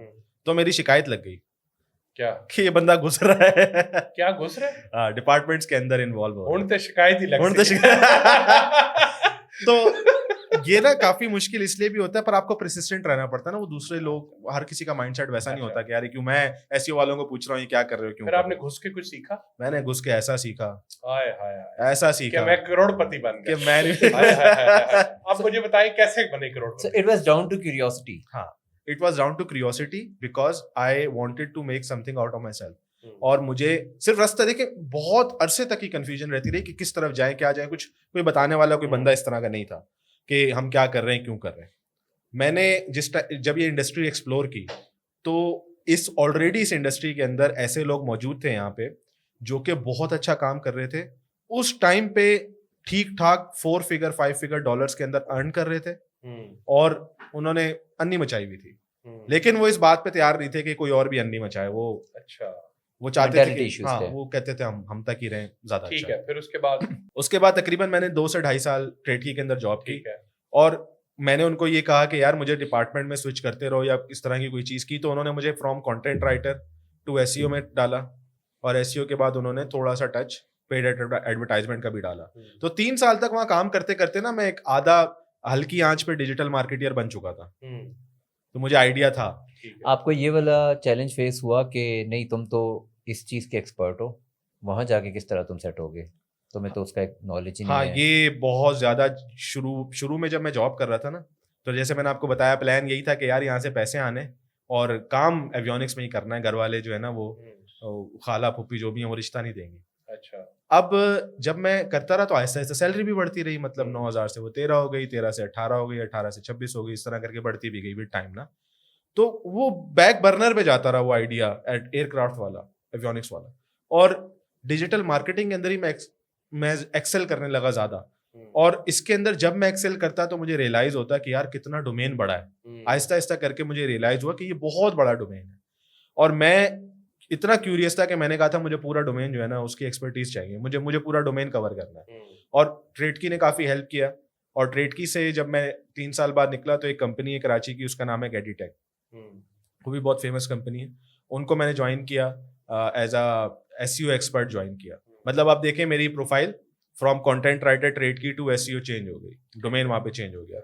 और उनके पास जब गया तो वहां पे भी ये जो चेंज है, ये ट्रांजिशन कितनी स्मूथ थी? क्या कोई भी कंटेंट राइटर आज अपने आप को अपस्किल करके एसईओ में आसानी से जा सकता है, या ये मुश्किल होता है? कोई भी कंटेंट राइटर ना भी हो कंटेंट राइटर, आज के ज़माने में इतना ज़्यादा स्किल मौजूद है, इतना इंफॉर्मेशन मौजूद है, जो नहीं भी आया कभी आईटी के अंदर वो बड़े आराम से एक डिजिटल मार्केटिंग एक्सपर्ट बन सकता है, प्रोवाइडेड ये क्या है कि आपके अंदर जो आग है वो कितनी ज़्यादा जलती है। बस आग और कीड़ा होना चाहिए। कीड़ा होना चाहिए। कीड़े और आग का कॉम्बिनेशन अगर मिल जाता है तो क्या तैयार होता है? तो फिर मैं मेरे जैसा बंदा तैयार होता है। अच्छा। देखिए, जो इंडस्ट्री, अब आप थोड़ा सा इंडस्ट्री का मैं अगर आपको बताऊं ना कि ये कितनी ज्यादा वास्ट है, डिजिटल मार्केटिंग जो है ना, आप उससे ये रियलाइज करें कि ये अभी की इजाद नहीं है। मार्केटिंग एक जमाने से होती आ रही है, जब से बिजनेस है तब से मार्केटिंग है, ठीक है। आप इसको रूट्स को पीछे लेके जाएं, दुनिया का फर्स्ट बिजनेस निकालें, उसके अंदर से जिस मोड का मार्केटिंग है, हमने खाली मोड चेंज किया है। आप जा रहे होते हैं रोड पे, बिलबोर्ड देख रहे होते हैं, फ्लायर्स देख रहे होते हैं, मॉल में जाते हैं, एलईडीज के ऊपर चीजें चलते हुए देख रहे होते हैं, वो भी एक मार्केटिंग है। लेकिन उसका सबसे बड़ा ड्रॉबैक ये है कि आप उसकी कन्वर्जन जो है ना वो नहीं कर सकते, मेजर नहीं कर सकते किसी भी तरह से, आपके पास कोई पैरामीटर नहीं है। ठीक है, बिल बोर्ड था, मैंने देख के जाके खरीद लिया, जिससे भी खरीदना था उसे क्या पता मैंने बिल बोर्ड कौन सा देखा। लेकिन डिजिटल मार्केटिंग के अंदर you can go to single click level, मतलब सिंगल क्लिक लेवल तक आप जाके ये देख सकते हैं कि एक बंदा कहां से आया, कौन सा एड देख कर आया, उसकी प्रोफाइल क्या थी, उसका अवतार क्या था, एज क्या थी, फाइनेंशियल स्टेटस क्या था, मैरिड था, नॉन मैरिड था, पूरी जर्नी आपके सामने है। और बेस्ड ऑन दैट जर्नी आप एक अपने लिए एक ऐसे लोग ढूंढ सकते हैं बाहर जाके जो कि उससे रिलेट कर रहे हो। जब आपने अपनी जर्नी बताई है ना, तो मुझे एक चीज़ तो ये समझ आई है कि आपने इंजीनियरिंग की और आपने अपने आप को डाइवर्सिफाई करते करते आप डिजिटल मार्केटिंग तक पहुँचे। वो लोग जिन्होंने इंजीनियरिंग की है या अभी वो FA/FSC कर रहे हैं या वो अभी कुछ भी और कर रहे हैं, and they have that desire, क्योंकि डिज़ायर आपके हालात बना ही देते हैं इवेंचुअली, क्या वो अपने आप को किस तरह से डिजिटल मार्केटिंग की तरफ लेके आ सकते हैं? उसके लिए क्या उन्हें कोई ट्रेनिंग्स चाहिए, या they have to be lucky enough कि उन्हें कोई जॉब ऐसी मिल जाए जिस पे वो ऑन जॉब ट्रेनिंग लें? और अगर उनको जॉब नहीं मिलती तो वो किस तरह सीखें? क्या यूट्यूब से सीख सकते हैं, या किस तरह से वो अपने आप को एजुकेट करेंगे? जी, बहुत ज़्यादा शुक्रिया आपका, आपने सवाल पूछा, बहुत ज़्यादा इंपॉर्टेंट सवाल है। सबसे पहले मैं आपको ये बता देता हूँ कि सिस्टम में इस वक्त हो क्या रहा है, और अगर कोई बंदा इस चीज़ को इवॉल्व करना चाहे तो कैसे करेगा। देखें जी, सबसे बड़े दुख की बात है और सबसे ज़्यादा जो मुझे अफसोस होता है वो ये है कि किसी भी पाकिस्तान की यूनिवर्सिटी का करिकुलम उठाएं, इंजीनियरिंग का उठाएं, BBA का उठाएं, BSc का उठाएं, कंप्यूटर साइंस का उठाएं, मार्केटिंग का उठाएं, मीडिया का उठाएं, जिस मर्जी का उठाएं, उसके अंदर जितने भी कोर्स आउटलाइन है ना, वो सारी कोर्स आउटलाइन देखें। उस कोर्स आउटलाइन के अंदर से मुझे एक भी स्किल ऐसा निकाल के दिखा दें जो कि इंडस्ट्री रेलिवेंट हो। क्या आपकी, मैं आपको श्योरिटी से कहता हूं, एक भी पाकिस्तान की यूनिवर्सिटी खोले, उसका करिकुलम खोले किसी भी प्रोग्राम का, मुझे आपने तो ये पाकिस्तान के एजुकेशन सिस्टम में बहुत बड़ा क्वेश्चन मार्क क्रिएट कर दिया। ये मैंने नहीं किया, आप ये कोई ऐसी चीज नहीं है कि मैं आपसे कोई हवाई बात कर रहा हूं। रियलाइज करें इस बात को कि क्या, आप मुझे सवाल का जवाब देना, आप भी तो यूनिवर्सिटियों से निकल कर आए ना, आप और आपके आसपास के लोग भी होंगे जो कि यूनिवर्सिटी से पढ़े होंगे। क्या आपकी यूनिवर्सिटी करिकुलम में कोई कोर्स आज भी मौजूद है जिसका नाम SEO है? कोई कोर्स ऐसा मौजूद है जिसका नाम फेसबुक एड मैनेजमेंट है? कोई कोर्स है जिसका नाम कस्टमर जर्नी ऑप्टिमाइजेशन है? कोई कोर्स है जिसका नाम गूगल PPC है?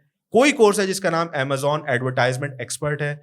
कोई कोर्स है जिसका नाम digital marketing media and management है? कोई कोर्स है जिसका नाम सप्लाई चेन एडवर्टाइजमेंट मैनेजमेंट है? कोई कोर्स है जिसका नाम CPM है? कोई कोर्स है जिसका नाम CPA है? कोई कोर्स है जिसका नाम शॉपिफाई बिल्डअप है? कोई कोर्स है जिसका नाम शॉपिफाई एडवर्टाइजमेंट फॉर ई-कॉमर्स है? कुछ है? स्किल्स के नाम ले रहे हैं। नहीं, देखिए, कोर्स भी तो स्किल ही है ना। आप मुझे ये चले, आप कोर्स के नाम को साइड में कर दें, मुझे ये बताएं कोई कोर्स ऐसा जो कि स्किल डेवलप करता हो पूरे करिकुलम में से। I do agree to the fact to certain extent के मे बी मुझे ये लगता है कि डिजिटल मार्केटिंग की एक डिग्री होनी चाहिए प्रॉबेबली। जितना ज़्यादा डिजिटल मार्केटिंग की तरफ लोगों का रुझान भी है और बच्चे मुख्तलिफ लवाजमात की तरफ जाते हैं, पैसे भी लगाते हैं, 2-2 3-3 लाख रुपए की ट्रेनिंग लेते हैं, and I come to know from different sources कि फिर भी वो कहते हैं कि नहीं, हम तो अभी आई थिंक अब यूनिवर्सिटीज ने शॉर्ट कोर्सेज या इस तरह के कुछ training programmes related to skills develop किए हैं इस मामले में। बट एज अ डिग्री देखा जाए तो डिग्री के लिए बड़े डिफरेंट से प्रोस्पेक्ट होते हैं उसके। पाकिस्तान में हर चीज करने के लिए कोई इजी सिस्टम तो नहीं है। HEC आ जाता है, हर किस्म का माफी है जो एक्टिव हो जाता है एक डिग्री करने के लिए। पर यूनिवर्सिटी के लिए पाकिस्तान बेसिकली ना हमेशा स्टोन एज में रहता है। इसमें सिस्टम इतना की मुश्किल है, और ये सिस्टम एक नॉर्मल और एक पढ़े लिखे के लिए ज्यादा मुश्किल है, और एक सेठ जागीरदार और एक फाइनेंशियल करप्ट आदमी के लिए ज्यादा बेनिफिशियल है। I think I could relate कि हमारे पास गेस्ट आए थे, अदील भाई नाम था उनका। अदील भाई होते हैं बहरिया यूनिवर्सिटी में हेड ऑफ डिपार्टमेंट है, एंड ही आल्सो मेंशन कि अगर वो स्किल्स के साथ ज़्यादा मैनिपुलेट करना चाहें तो वो कर नहीं सकते, क्योंकि HEC की तरफ से भी फिर रिस्ट्रिक्शंस आती हैं। उनको गाइड किया जाता है कि आपने इतने आवर्स इस चीज़ में, और वो बल्कि ये बता रहे थे कि मैं कोर सब्जेक्ट पे ज़्यादा आवर्स करना चाहता हूँ और मैं नहीं कर पाता हूँ। सॉफ्टवेयर इंजीनियरिंग से वो रिलेट करके समझा रहे थे कि अगर मैंने कोर सॉफ्टवेयर इंजीनियरिंग को ज़्यादा इन डेप्थ पढ़ाना है तो मैं वो नहीं पढ़ा पाता हूँ, क्योंकि मैं एक नंबर ऑफ आवर्स जो उनसे हैं वो मैंने इंग्लिश पढ़ानी है बच्चे को इंजीनियरिंग के स्टूडेंट में। तो प्रॉबेबली अगर आप बैचलर ऑफ सॉफ्टवेयर इंजीनियरिंग कर रहे हैं और आपको अभी भी इंग्लिश पढ़ानी पड़ रही है या इस्लामियात पढ़ानी पड़ रही है, तो I do agree to that point as well कि HEC को भी प्रॉबेबली यहाँ पे थोड़ा सा।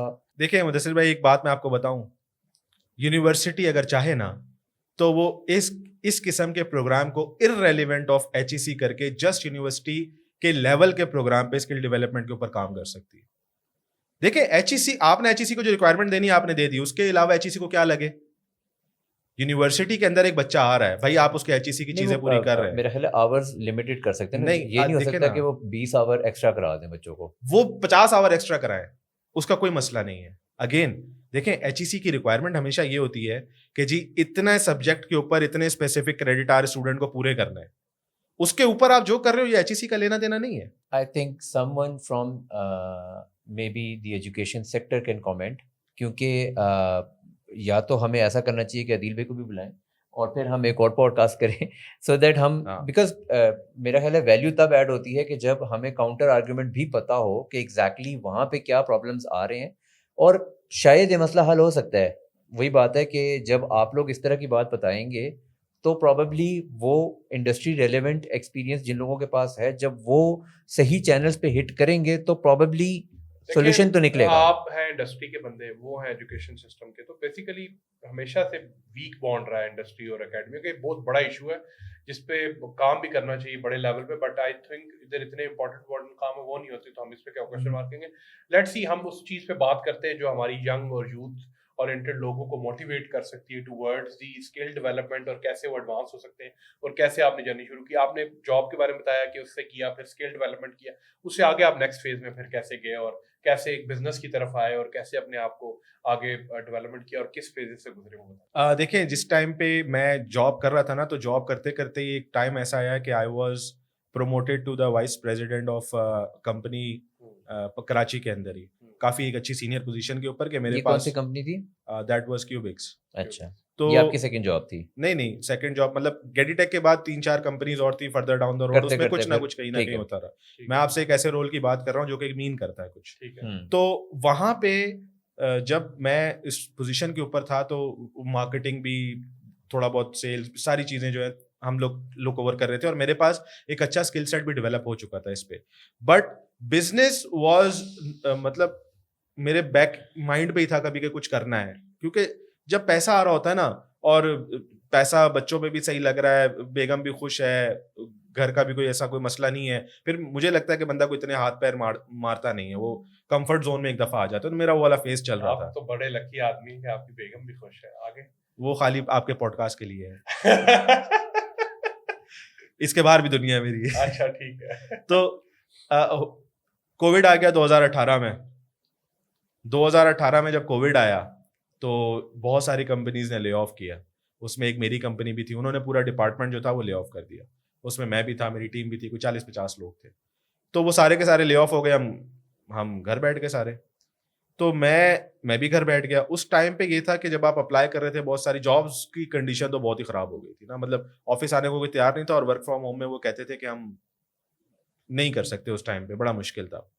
और उस टाइम पे ई कॉमर्स का, सॉरी अमेजोन का ना जरा बूम चल रहा था एकदम से ही। अमेजोन थ्रू डिफरेंट मेंटर्स आया पाकिस्तान के अंदर ना, एकदम से उनको पता चला कि जी ग्लोबली भी ई कॉमर्स ने काफी बेसिकली हाँ। इट डिड वेल ना, क्योंकि लोग घरों से ही फिर शॉपिंग कर रहे थे। जी तो ई-कॉमर्स एसेंशियल्स ने वो भी सब कर मुझे रहे थे। लगता है आप उस दौर में आ रहे हैं अमेज़न के, जो जिसमें बच्चा पैदा होते साथ ही कह रहा है नर्स को कि मैंने अमेज़न सीखना है। हाँ। पाकिस्तान में एक एरा शुरू हुआ कि हर बंदा इस फोमो में आ गया कि भाई मैंने अमेज़न सीखना और दिन में करोड़पति होना है। बिल्कुल ऐसा ही है। ये मेरे 2020 की बात है, ये 2018, 19 कोविड से आई थिंक ये कोविड से ये चीज लिंक हुई है। कोविड से लिंक्ड है ना। कोविड हाँ। 2019 में आया, और मेरा ख्याल है पाकिस्तान में जैन या अराउंड मार्च 2020 मतलब आ गया लॉकडाउन था। शुरू हो गया था, और फिर उसके बाद ठीक हो गया। That way. तो अब पूरी दुनिया ब्लॉक हो गई, पूरी दुनिया बंद हो गई, तो सिर्फ कॉन्टेक्टलेस का यही तरीका रह गया। हमने उस टाइम पे, मुझे याद है कि ये रियलाइज किया कि यार अगर मैं इस स्किल को अडॉप्ट करता हूँ ना, क्योंकि मेरे अंदर क्यूरियोसिटी थी बहुत ज़्यादा और मैं इसमें ऑलरेडी पहले भी काम कर चुका था, तो मैंने इस पूरे स्किल को लर्न, पहले भी मैंने काम किया हुआ था इसके ऊपर, लेकिन अब मैंने रियलाइज किया कि यार इसको ज़रा सीरियसली करना है। तो मैंने हर चीज़ की साइड पे लैपटॉप खोला और घुस गया इसके अंदर, ऊपर से लेके नीचे तक। मैंने पॉडकास्ट देखने, यूट्यूब्स की वीडियोस देखनी, मेंटर्स देखने, सेलर्स के इंटरव्यूज देखने, मैंने ये देखना ये दुनिया है क्या। अमेजोन इससे पहले आप अमेजोन कर रहे थे? हाँ, इससे पहले जिन कंपनीज के लिए मैं काम कर रहा था वो टू सम एक्सटेंड अमेजोन पे काम कर रहे थे, तो मेरे पास पैसिव नॉलेज जरूर आ रहा था और मैं उनको उस चीज में हेल्प भी कर रहा था। लेकिन एक चीज होती है ना कि अमेजोन का A to Z, मतलब आपको, आपके पास आप बैठो और कोई भी अमेजोन का कोई भी सवाल कर सके और वो आपको पता हो, ये चीज। पहले तो हम खाली अब इतना आपने रिलेटेड थे। डिसाइड किया कि मैंने अमेजोन का सेलर बनना है? मैंने ये डिसाइड किया कि मैंने ये देखना है कि अमेजोन के पास अपॉर्चुनिटी क्या है। ओके, सेलर मैंने डिसाइड नहीं किया। ठीक है।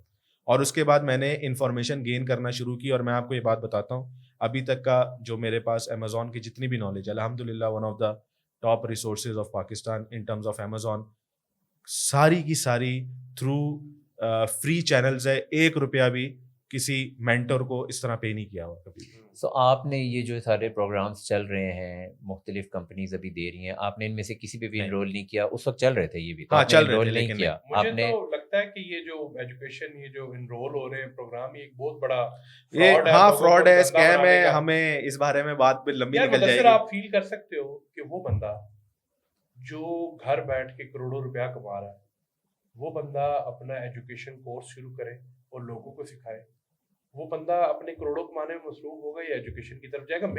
मेरी परसेप्शन है, आपकी डिफरेंट हो सकती है, आपकी डिफरेंट हो सकती है। मुझे ऐसा लगता है कि ये ट्रेनिंग प्रोग्राम जो पाकिस्तान में एकदम बूस्ट किए हैं कि आप ऐसा, उसमें सिंपल बेसिक नॉलेज दी जाती है, वो आप घर बैठ के भी ले सकते हो। कोई आपको घोल के नहीं पिलाएगा कि यार आप आज ही ये सीखो और करोड़पति बन जाओ, अरबपति बन जाओ। हर बंदे ने अपना करना होता है। और एक ये बेसिकली पाकिस्तानी लालची एक अवाम है जिसको कैप्चर करने के लिए आप कहते हो कि आप YouTube पे जाओ, लिखा होता है करोड़ों कमाओ, अरबों कमाओ, क्लिक्स है, उसके अंदर होता क्या है? कुछ भी नहीं होता। बंदे अट्रैक्ट होते हैं, इसीलिए वो कहते हैं ना, जब तक लालच जिंदा है तो डबल शाह जिंदा है, ट्रिपल शाह जिंदा है, तो इस तरह की चीजें जिंदा है। लेकिन अगेन बीइंग डेविल्स एडवोकेट, देखो कुछ हद तक बातें ठीक भी तो बता ही देते हैं ना, आपको एक डायरेक्शन तो दे रहे हैं। आगे कुछ लोग होंगे जो उसी डायरेक्शन में से शायद तर जाएं, और कुछ लोग होंगे जो उस डायरेक्शन को लेके भी कुछ ना कर सकें। आप अगेन एक रेलेवेंट, अपने मुल्क के हिसाब से लोकलाइज्ड पीस ऑफ इंफॉर्मेशन, आपने जिस तरह एजुकेशन ली यूट्यूब में, आपने बहुत सा इंग्लिश कंटेंट कंज्यूम किया होगा, बहुत सा इरेलेवेंट नॉलेज भी आपने ली होगी, इस सब को स्ट्रक्चर करके रेलेवेंट देके, and obviously they are charging money, पैसे तो वो ले रहे हैं और ना, ठीक तो ठाक, they are making money as well, ठीक है, ठीक-ठाक। Which is fine, they are making money as well, I understand that point. लेकिन अगर उसके एंड पे आपको रेलेवेंट इंफॉर्मेशन मिल रही है, तो what's the harm in it?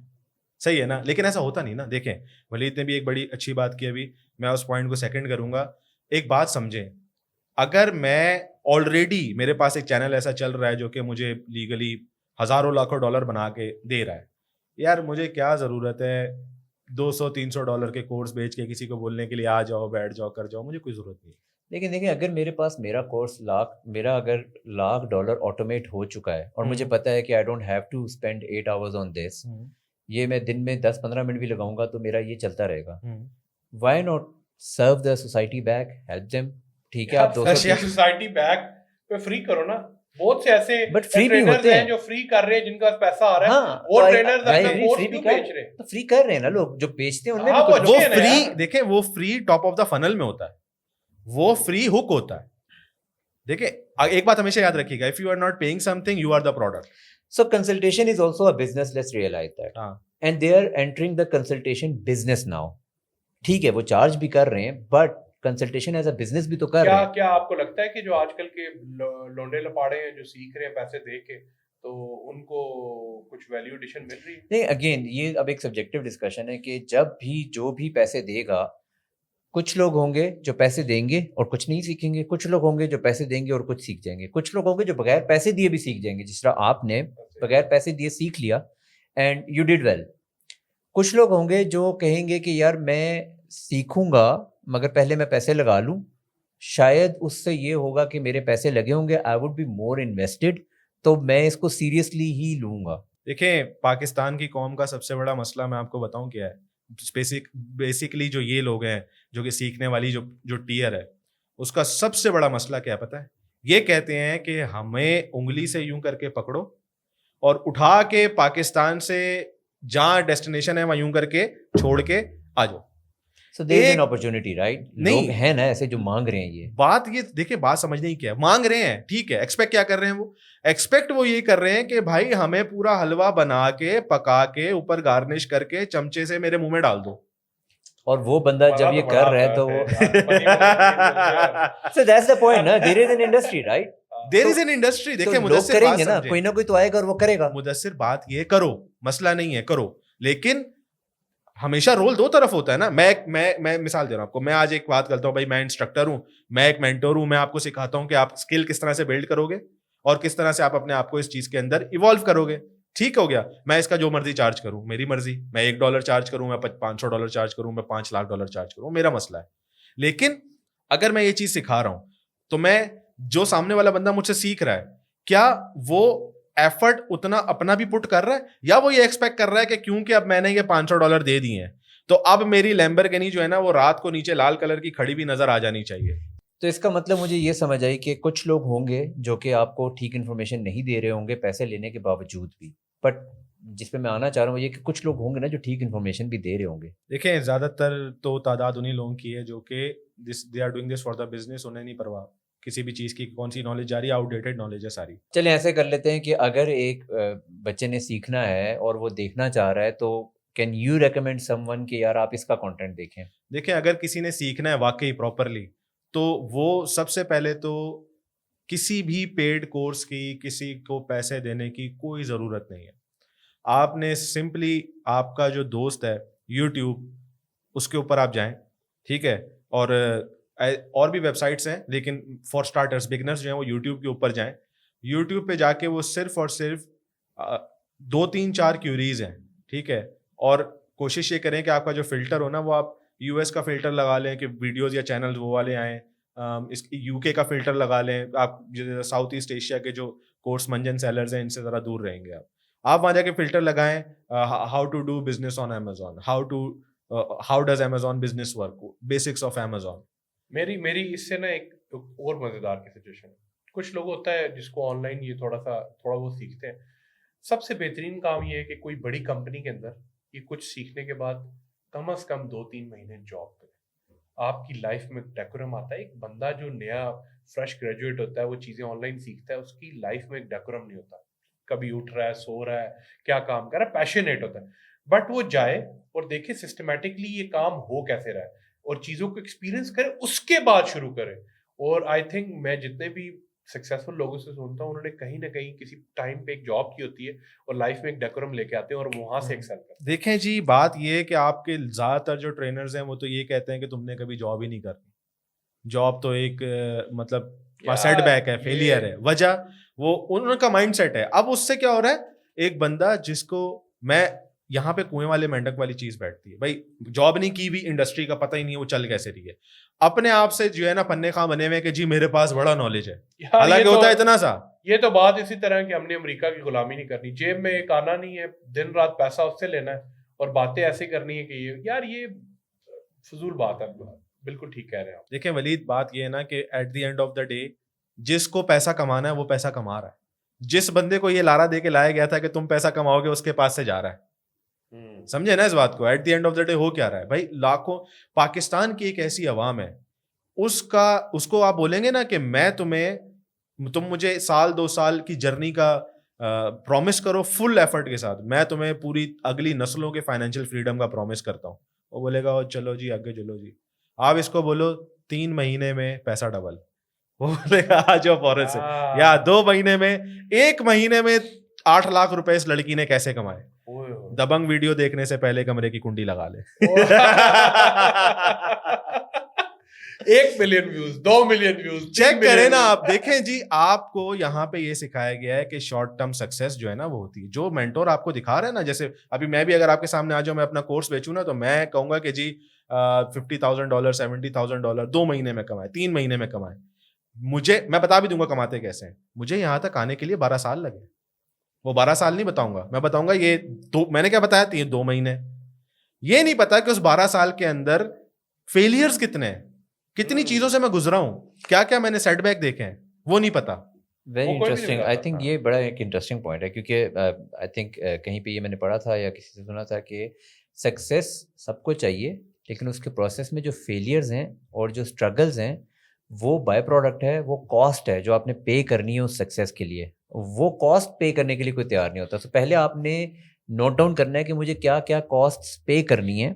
देखें, सबसे पहली कॉस्ट जो है ना वो टाइम है, क्योंकि इस टाइम पे आपके पास या तो पैसे ज्यादा हो तो आप किसी को वन ऑन वन ऐसे बंदे के पास जाएं जो कि ऑलरेडी इस सिस्टम के थ्रू अर्न कर रहा हो और प्रॉपर अर्न कर रहा हो। ये 2 दिन का फुद्दू पैसेंजर काम ना हो कि तीसरे दिन अकाउंट बंद है और चौथे दिन जो है वो जो तो वो बंदा तो पैसे लेगा ना, हाँ वही ले ट्रेनिंग लेना, पे लेकिन पता ट्रेनिंग। हो ना, मैं आपको ये बता रहा हूँ कि आपने बोला कॉस्ट क्या क्या है। सब जो इस टीयर के लिए कॉस्ट है ना, दैट इज टाइम। सबसे पहली कॉस्ट तो ये है कि वो अपने गोल के साथ सिंसियर हो। उसके बाद दूसरी कॉस्ट ये है कि उसको टाइम देना पड़ेगा। टाइम विद टाइम तीसरी सबसे बड़ी चीज है, जो चीज कंज्यूम कर रहा है ना उसको उसके साथ साथ प्रैक्टिकल भी लेकर आए। अगर वो थियोरेटिकल चीज कंज्यूम करता रहेगा और उसको ऑन टेबल नहीं लाएगा या उसको प्रैक्टिस नहीं करेगा, वो हमेशा ग्राउंड जीरो ऑन पे ही टेबल रहेगा। अमेजोन का काम करने की कोई कॉस्ट नहीं है बेसिकली। अमेजोन का काम करने की कॉस्ट भी है और अमेजोन पे काम करने की कॉस्ट नहीं भी है। ठीक काम करने की कॉस्ट तब है जब आप अमेजोन पे खुद काम कर रहे हैं। ठीक है। अगर आप किसी के लिए काम कर रहे हैं तो इन्वेस्टमेंट उसकी है, आप खाली सर्विस प्रोवाइड कर रहे हैं। सो यू सजेस्ट कि वो पहले किसी और के लिए काम करे। मैं ये सजेस्ट कर रहा हूँ कि सबसे पहले वो डोमेन के बारे में अंडरस्टैंड करे कि कितने सेक्टर्स हैं। अमेजोन के अंदर भी कोई एक सेक्टर नहीं है। क्या क्या सेक्टर में? अमेजोन के अंदर एक फील्ड, एक सेक्टर है जो कि आपकी जो प्रोडक्ट्स होती है ना उसको लिस्ट करता है, उसके बारे में कंटेंट क्रिएट करता है। एक पूरा सेक्टर है जो कि फोटोग्राफी वीडियोग्राफी करता है। एक सेक्टर है जो कि वो प्रोडक्ट्स निकालता है कि हमें प्रोडक्ट्स कौन सी करनी चाहिए। एक सेक्टर है जो उन प्रोडक्ट्स को प्रिक्योर करता है। एक सेक्टर है जो कि उस प्रोडक्ट की मार्केटिंग करता है। ठीक है। एक सेक्टर है जो कि इन्वेंटरी की मैनेजमेंट करता है। हम्म, ये डिफरेंट सेक्टर्स है। अब ये पूरा प्रोसेस काम कैसे करता है, शुरू कहां से होता है, खत्म कहां पे होता है, मैं इसमें फिट इन कहां करता हूं, इस चीज को जानने के लिए बेसिक पहले अंडरस्टैंड करना पड़ेगा ये बिजनेस हो कैसे रहा है। ठीक है, उसके लिए आप क्या करेंगे, आप यूट्यूब पे जाके ये देखेंगे कि यार Amazon journey of an Amazon seller, बथेरी क्यूरीज हैं। How to do Amazon business in 2024, ठीक है, how to provide services as an Amazon consultant 2024। मुझे लगता है पाकिस्तान में अगर सर्च करना होगा तो रातों रात करोड़पति कैसे बने तो उस पे देखिए, मैं अगेन ये बात करूंगा आपको। अलमिया सबसे बड़ा बताऊं क्या आपको, आप यहाँ पे ये चीज बताएंगे, आपको एक क्लिक भी पड़ गया बहुत बड़ी बात है, वो आपका अपने घर वालों की क्लिक होंगे। हाँ, उन्होंने देखना होगा आपको कैसे लग रहे हो, हाँ। ये वाली टोपी सीधी, वो भी आपको यही बोलेंगे ये शर्ट जो है ना अच्छी नहीं लग रही तुम्हारे कैमरे पे, इन्फॉर्मेशन जो उसमें दी है वो भाड़ में गई। अब आप यहाँ पे लिखें, मैंने ज्यादातर देखें एक टाइम ऐसा चलता था, इस वीडियो को देखने से पहले कुंडी लगा लें कहीं आपके वालिद साहब कमरे में ना आ जाए। इसका ऐसे गिमिक टाइटल्स होते हैं हाँ, ताकि अट्रैक्ट किया उसका वो किया जाएगा। अब यूट्यूब ही है ना, अगर आप हम यूट्यूब को ही ले लें, उसके ऊपर इंफॉर्मेशन सारी पड़ी है, ये वाली भी पड़ी है, सीरियस वाली इंफॉर्मेशन भी पड़ी है, ये सारा दूसरा काम भी पड़ा हुआ है। आप क्या चूज करते हो देखने के लिए भाई? रात को 12 बजे के बाद आपका वीपीएन ऑन होता है या ऑफ होता है?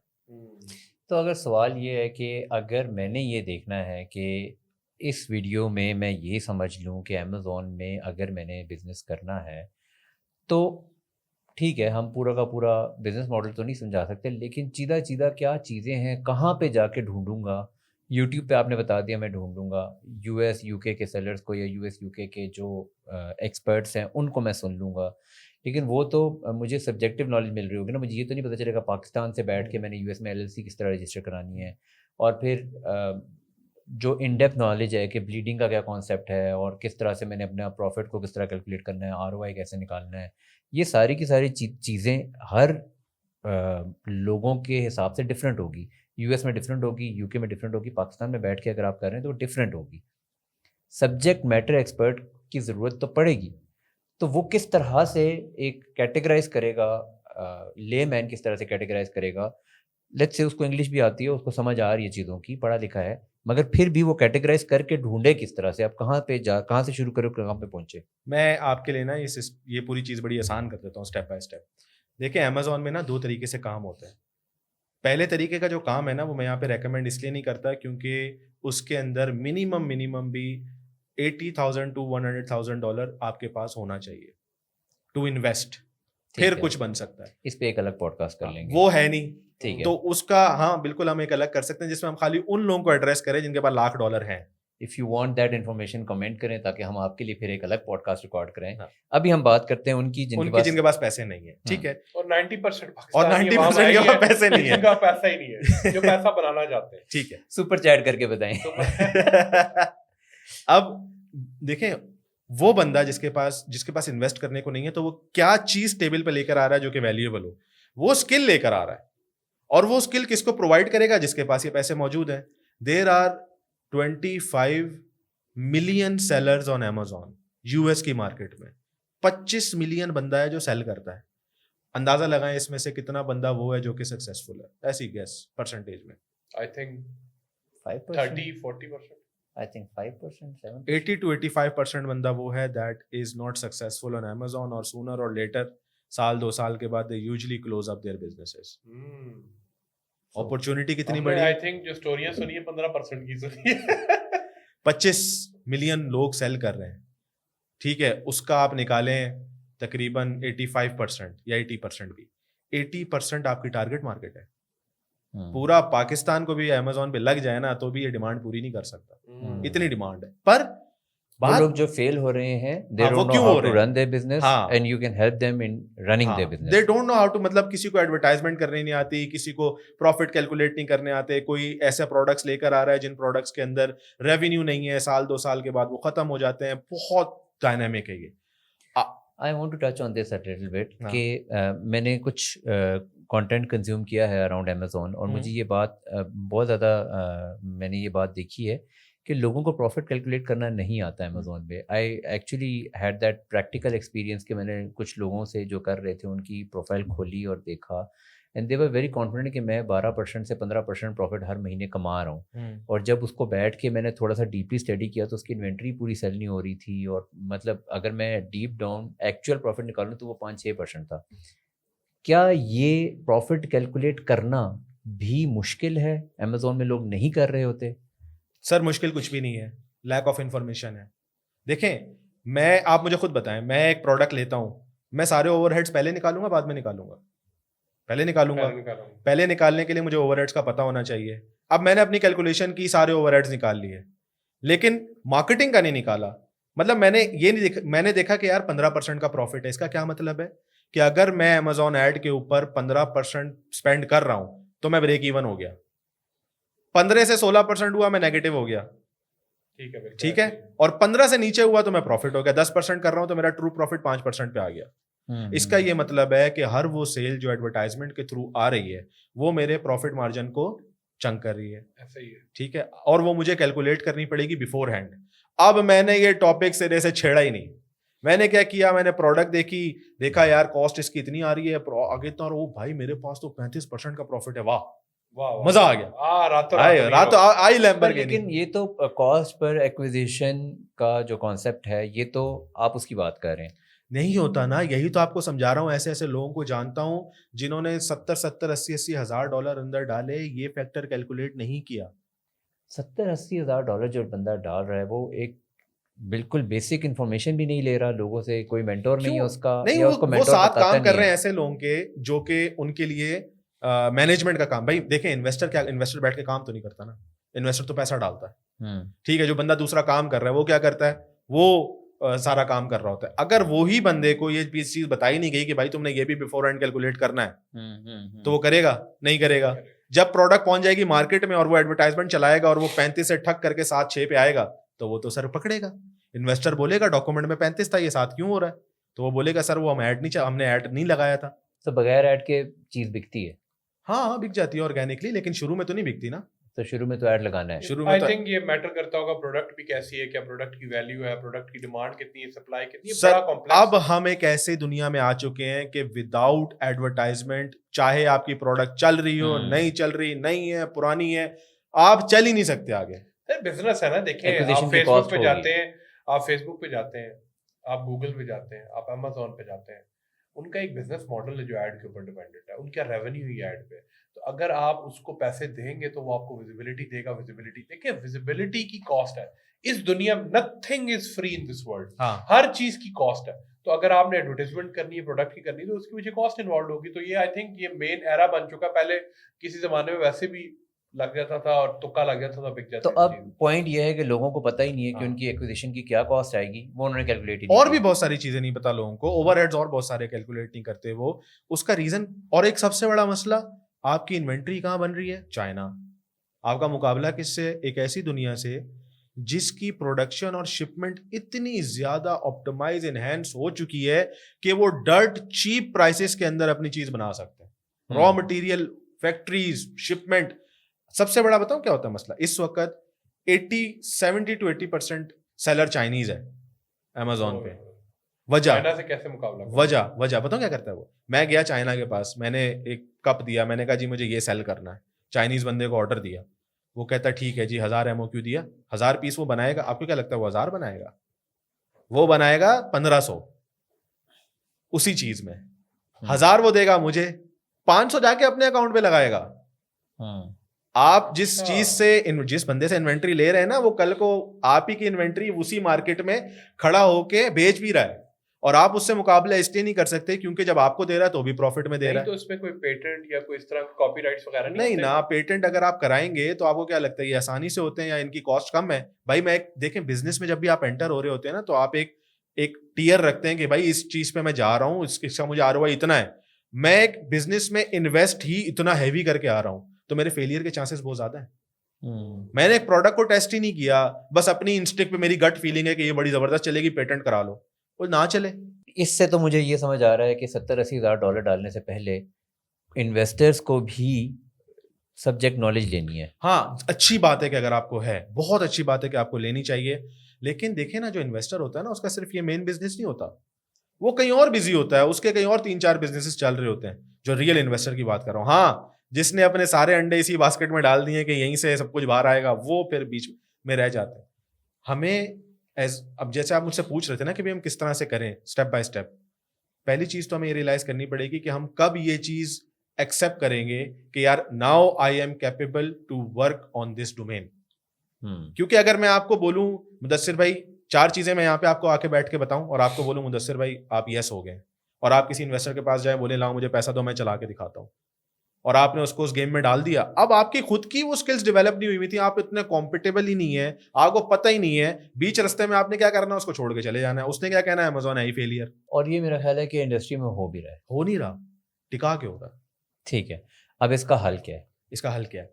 देखिए, इसका सबसे पहला हल ये है कि अगर आप एक ऐसे रिसोर्स हैं तो कहीं ना कहीं से आपकी कोई ना कोई इस तरह की वैल्यूएशन होनी चाहिए जिससे कम से कम जो बंदा आप पे इन्वेस्ट कर रहा है उसको ये पता चल जाए कि यार हाँ, ही इज कॉम्पेटिबल, हाँ, he knows about his stuff. यानी कि मार्केट रेपुटेशन। हाँ, मार्केट रेपुटेशन होनी चाहिए आपके पास आपका पोर्टफोलियोज होने चाहिए, बहुत सारी और भी चीजें होनी चाहिए। यहाँ पे तो हर चीज फेक बन जाती है। क्या कोई मार्केट प्लेस है जहाँ पे मुझे अमेजोन के VAs मिलते हों या उनकी कोई प्रोफाइल मैनेज हो रही हो कि मैं जाके देखूँ ये वाला VA 4.3 स्टार है या 4.6 स्टार है? देखें, जो मार्केट There's प्लेसेस an हैं idea, वो मुझे लग कोई रहा है फाइवर, ऐसा नहीं है कोई हमारे पास हो। मुझे लगता है मैंने एक आइडिया फ्लोट कर दिया है। एक प्लेटफॉर्म बनना चाहिए। ये लोगों ने ट्राई किया इस प्लेटफॉर्म को बनाने का, ऐसा नहीं है कि उन्होंने इससे पहले ट्राई नहीं किया, पर टू सम एक्सटेंड ये शायद सक्सेसफुल नहीं हो सका, या इसके अंदर कुछ ऐसी हिडन चीजें थी जब वो ऑन मतलब प्रैक्टिकल आई तो वो उस तरह से मैच नहीं कर सकी। यार ये हमेशा ही क्यों होता है, हम कोई जो चीज करने लगते होते हैं वो दुनिया सब उस टाइम तक खा पी के हजम कर चुकी होती है। कभी हम भी अमीर हो सकेंगे यार, कोई इस तरह की कोई चीज हमें मिले कि यार रातों रात अमीर हो जाए। और कोई एक अलग पॉडकास्ट कर लेंगे पैसों पे कि वलीद ने रातों रात अमीर वलीद कैसे होगा? रातों रात वलीद ने अमीर वलीद कैसे अमीर होना है? कैसे होगा रातों रात? मतलब- देखिए वलीद, पाकिस्तानी अवाम को ना मजा ही इसमें आता है। अगर मैं उसको ये बताऊंगा ना कि यार ये जर्नी मुश्किल है लेकिन इसके एंड के ऊपर ना तुम सफिशिएंट हो जाओगे, वो बोलेगा नहीं, रातों रात अमीर कैसे होना है, लोगों को यही जानना है। और इसी चीज का मेंटर्स ने और यहाँ के ट्रेनर्स ने फायदा उठाया। वो होता ये है कि आप बता रहे हैं कि यार ये 800 काम करोगे और फिर तुम तर जाओगे। हाँ, एक बंदा बता रहा है 6 काम करोगे और तर जाओगे, तो वो ज़ाहिरी बात है कि वो कहेगा यार ये 800, ये वही 8 काम है जो करने हैं, ये उनको बढ़ा चढ़ा के 800 बना के बता रहा है ताकि इसकी स्टिकीनेस हो, इसकी कंटेंट ज़्यादा बिके और मैं इसकी वीडियो ज़्यादा देखूं, मैं इसकी 8 काम सीखता हूँ। मैं आपको एक मिसाल देता हूँ, जितने भी ट्रेनर्स हैं यहाँ के, आप उनके अगर कभी वो एक्विजिशन वाले एड्स देखें जिससे वो स्टूडेंट्स को कैप्चर करते हैं, तो बाहर अब जब देखेंगे जिन मेंटोर्स को मैंने देखा है, मैंने फॉलो किया, जिनसे मैंने सीखा हुआ, वो अपना स्किल लेके टेबल पर आते हैं और बताते हैं कि मैं ये हूं। लेकिन पाकिस्तान में LX570, पीछे फॉर्च्यूनर खड़ी हुई है, किसी बहुत ही कोई पीछे कोई ऐसी चीज है, वो अपनी वेल्थ दिखा, वो आते हैं वेल्थ दिखा के जब वो आते हैं ना, तो वो एक परसेप्शन क्रिएट करते हैं आपके दिमाग में कि ये वेल्थ जो है ना वो किस तरह से, मैं ये बताऊंगा ये फॉर्च्यूनर कैसे आएगी, और बाहर मेंटोर वो ये बताता है, मैं ये बताऊंगा कि आप किस तरह से $3,000 $4,000 $5,000 जो है वो वो कर रहे होगे, अर्न कर रहे होगे by investing $30,000 $40,000 in this domain. वो ना आपने कभी बाहर के किसी मेंटोर का ऐसा ऐड देखा है जिसमें गाड़ी भगा रहा हो, ड्रिफ्टें मार रहा हो, गाड़ी की चीखें निकाल रहा हो? नहीं, यहाँ आप खोलें जी वो भाई उड़ती हुई फॉर्च्यूनर चूं, और ये देखें जी ये और वो लैम्बोर्गिनी और ये वो, और दुबई के ट्रिप चल रहे हैं, सब फुद्दू का। और कल्चरल वैल्यूज इस तरह हो चुकी हैं कि आपको बेसिकली इन चीजों पर अट्रैक्शन आ चुकी है। लेकिन लोग चाहते हैं ना कि लोग देखें कि ये जो इतने ज्ञान बांट रहा है इसने खुद क्या किया है। देखिए, वो आपको problem वो भी यहाँ पे फेक दिखा सकते हैं ना, उसमें कौन सी बड़ी, देखें यार आपके मुल्क का अलमिया ये है, आपके मुल्क के अंदर पेपैल नहीं है, आपके मुल्क की बैंकिंग को इंटरनेशनल बैंकिंग एक्सेप्ट नहीं करती, Amazon पता नहीं किस तरह मिनते तरले करके आ गया, और वो भी आपके पास उसने आपको बैन किया हुआ था। बैन इसलिए किया हुआ था कि पेपैल आपको क्या, अभी आप गूगल पे लिखें why PayPal is not in Pakistan, आपको पता है क्या आएगा? पहले पैराग्राफ में उसने लिखा होगा कि भाई बिकॉज ऑफ दो चीजें मेजरली, कंप्लायंस का इशू, कंप्लायंस कौन बनाएगा, मैं और आप बनाएंगे बैठ के। दूसरा इशू मनी लॉन्ड्रिंग, ये मुंह पे फेंकता है गूगल आपके जब आप लिखते हो कि why PayPal is not in Pakistan. यार कोई, हम पहाड़ हमारे पास, दरिया हमारे पास, नेचुरल रिसोर्स हमारे पास, गैस हमारे पास, पेट्रोल हमारी जमीन में, हर किस्म का नायाब चीज हमारी जमीन में, सोना हमारे पास, नमक हमारे पास, नमक की स्टोरी बताता हूं आपको इसके बाद, लेकिन न्यूक्लियर हमारे पास, सब कुछ हमारे पास, फिर भी हमारे पास माफियाज भी बहुत बड़े बड़े हैं। मनी लॉन्ड्रिंग होती है ना, लोग करते हैं ना। सर आपको क्या लगता है दुनिया में नहीं करते होंगे? करते हैं। आपकी कॉम्प्लायंस क्या है उस चीज के लिए? इंटरेस्टिंग। आपकी क्या कॉम्प्लायंस? पेपैल कह रहा है कॉम्प्लायंस क्या है, पेपैल कह रहा है मनी लॉन्ड्रिंग होती है, कोई मसला नहीं, इंडिया में भी होती है, बांग्लादेश में भी होती है, या पूरे रीजन में होती है।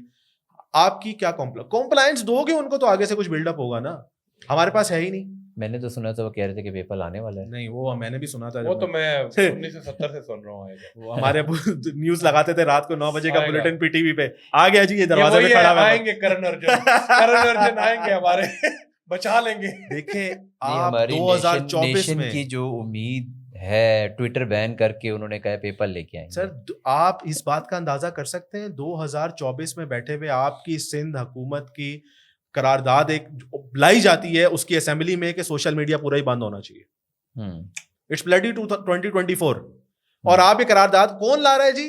वो लोग ला रहे हैं जिनको सोशल मीडिया का एस भी नहीं पता, और वो कहां लेके जा रहे हैं हमें? पत्थरों के, तो सिंध तो है ही पत्थरों के दौर में, छोड़े, वो एक अलग बहस है। पाकिस्तान भी देखिए ट्विटर तो बैन कर दिया ना। सर ट्विटर तो बैन कर दिया, मैं आपको यही कह रहा हूं आप बंद कर दें ट्विटर, ठीक हो, आप सब कुछ ही बंद करें, फिर आप हमारा फैसला करें ना। ये घोट घोट के हमारी जान क्यों निकाल रहे हैं आप सीधा या तो इधर करें या उधर करें। फैसला कर रहे हैं ना कि सोशल मीडिया भी बंद कर देते हैं। सब कुछ करें ना, हो करें चुका ना, है सर, आप खत्म फैसला हो चुका है, जो होना वो होगा। आप बताएं यार आगे मैं आपको एक्स बंद किया हुआ है और पावर्स जिन्होंने बंद किया हुआ है वो ट्वीट कर रही हैं। क्या करें? मतलब वो वीपीएन लगा के खुद जाके फिर वो उसके बाद ट्वीट करते हैं या एक्स करते हैं। अब मैं आपको एक बात बताऊंगा, आपके होश उड़ा दूंगा। क्या? आप जो इतना रोना रो रहे हैं ना, मैं आपको एक बात बताता हूँ। पाकिस्तान के अंदर से पिंक सॉल्ट निकलता है, हिमालयन वाला, ये आप लोगों को पता होगा क्या, ठीक है? अब आप एक अंदाजा करें, आप पूरी दुनिया में वो नमक बिकता है, पूरी दुनिया में कौन बेचता है? कौन है सेलर सबसे बड़ा? इंडिया। थैंक यू वली। क्यों? अब आप आपको मैं बताता हूँ। गूगल के ऊपर जब आप जाके ये चीज लिखते हैं ना कि इसका रेट क्या है, किस रेट के ऊपर पाकिस्तान ने इंडिया को एक्सपोर्ट किया हुआ है, आप हैरान हो जाएंगे। चले पहले आप एक अंदाजा लगाएं कि वो पाकिस्तान इंडिया को नमक या रॉ मटेरियल कितने का देता होगा। क्या आप एक अंदाजा लगाएं कितने रुपए पे इंडिया जो है हमसे वो नमक लेता होगा? 10 रुपए किलो, और 20, और 100। आप बताएं मुझे। सस्ता 2-3 रुपए का दे रहे हैं। 2 रुपए 96 पैसे का 1 किलो नमक यहां से एक्सपोर्ट होता है बाहर, और पाकिस्तान ने सारा एक्सपोर्ट होता है इंडिया में। 625 मैट्रिक टन इस रेट के ऊपर एक्सपोर्ट किया है, 625 मैट्रिक टन। गूगल आपको ये बात कहता है पहली लाइन पे, Pakistan export its raw salt and dirt cheap prices, dirt cheap. और इंडिया क्या करता है आपका? उसको क्रश करता है, रिफाइन करता है और कितने का बेचता है। आपने 1 किलो दिया उसको 2 रुपए का, वो आगे कितने का दे रहा है? 200-300 रुपए।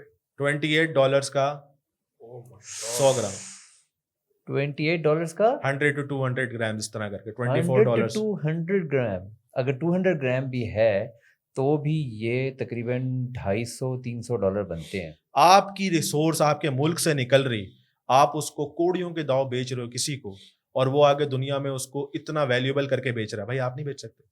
आप रिफाइंड प्रोडक्ट नहीं तैयार की ना, आप करो ना, आपको किसने मना raw किया form में है? भेजा और रिफाइंड प्रोडक्ट। सर, आपको आपको इंडस्ट्री किसने नहीं है ना नहीं लगाओ ना, कौन Industry- लगाएगा? मैं लगाऊंगा। यार, लोग लगाएंगे ना, इंडस्ट्री में मसला है, लॉज के मसले हैं, बहुत मसले हैं यार, खत्म किससे करें क्यों ना, करेंगे? खत्म करें, क्यों बताएं? मेरा ख्याल है प्रॉब्लम बार बार ना जहाँ पे सेंट्रिक होती है ना, वो है ease of doing business. Pakistan में इंडस्ट्री लगाने के लिए भी लोग तैयार हैं, लोगों के पास पैसा भी बहुत है, ईज ऑफ डूइंग बिजनेस नहीं है। पाकिस्तान में आज अगर आप किसी इंडस्ट्रियलिस्ट को प्रॉब्लम स्टेटमेंट यही वाला बताएं, कहेगा ठीक है कितने अरब रुपए लगते हैं मैं लगा लूंगा, मगर वो कभी भी नहीं लगाएगा क्योंकि उसको वो ईज ऑफ डूइंग बिजनेस नहीं मिलेगा। यार मैंने एक जगह Favorable देखा था, condition नहीं एक है। जगह देखा था, आपने इंडस्ट्री लगानी है, आपने कितने अप्रूवल्स लेने हैं? 50 या 40 डिपार्टमेंट से अप्रूवल लेने, एनवायरनमेंट, मिनिस्ट्रीज, लोकेशन, जगह, सॉइल टेस्ट, ये टेस्ट, और आपने सोसाइटी खोलनी है, एक जगह से अप्रूवल लेना है, पैसे दोगे। अब आप खुद देखें कि इंडस्ट्री के लिए इस मुल्क में कानून इतना मुश्किल हो गया है, और एक माफिया जो प्रॉपर्टी वाला है उसके लिए इतना इजी हो चुका है।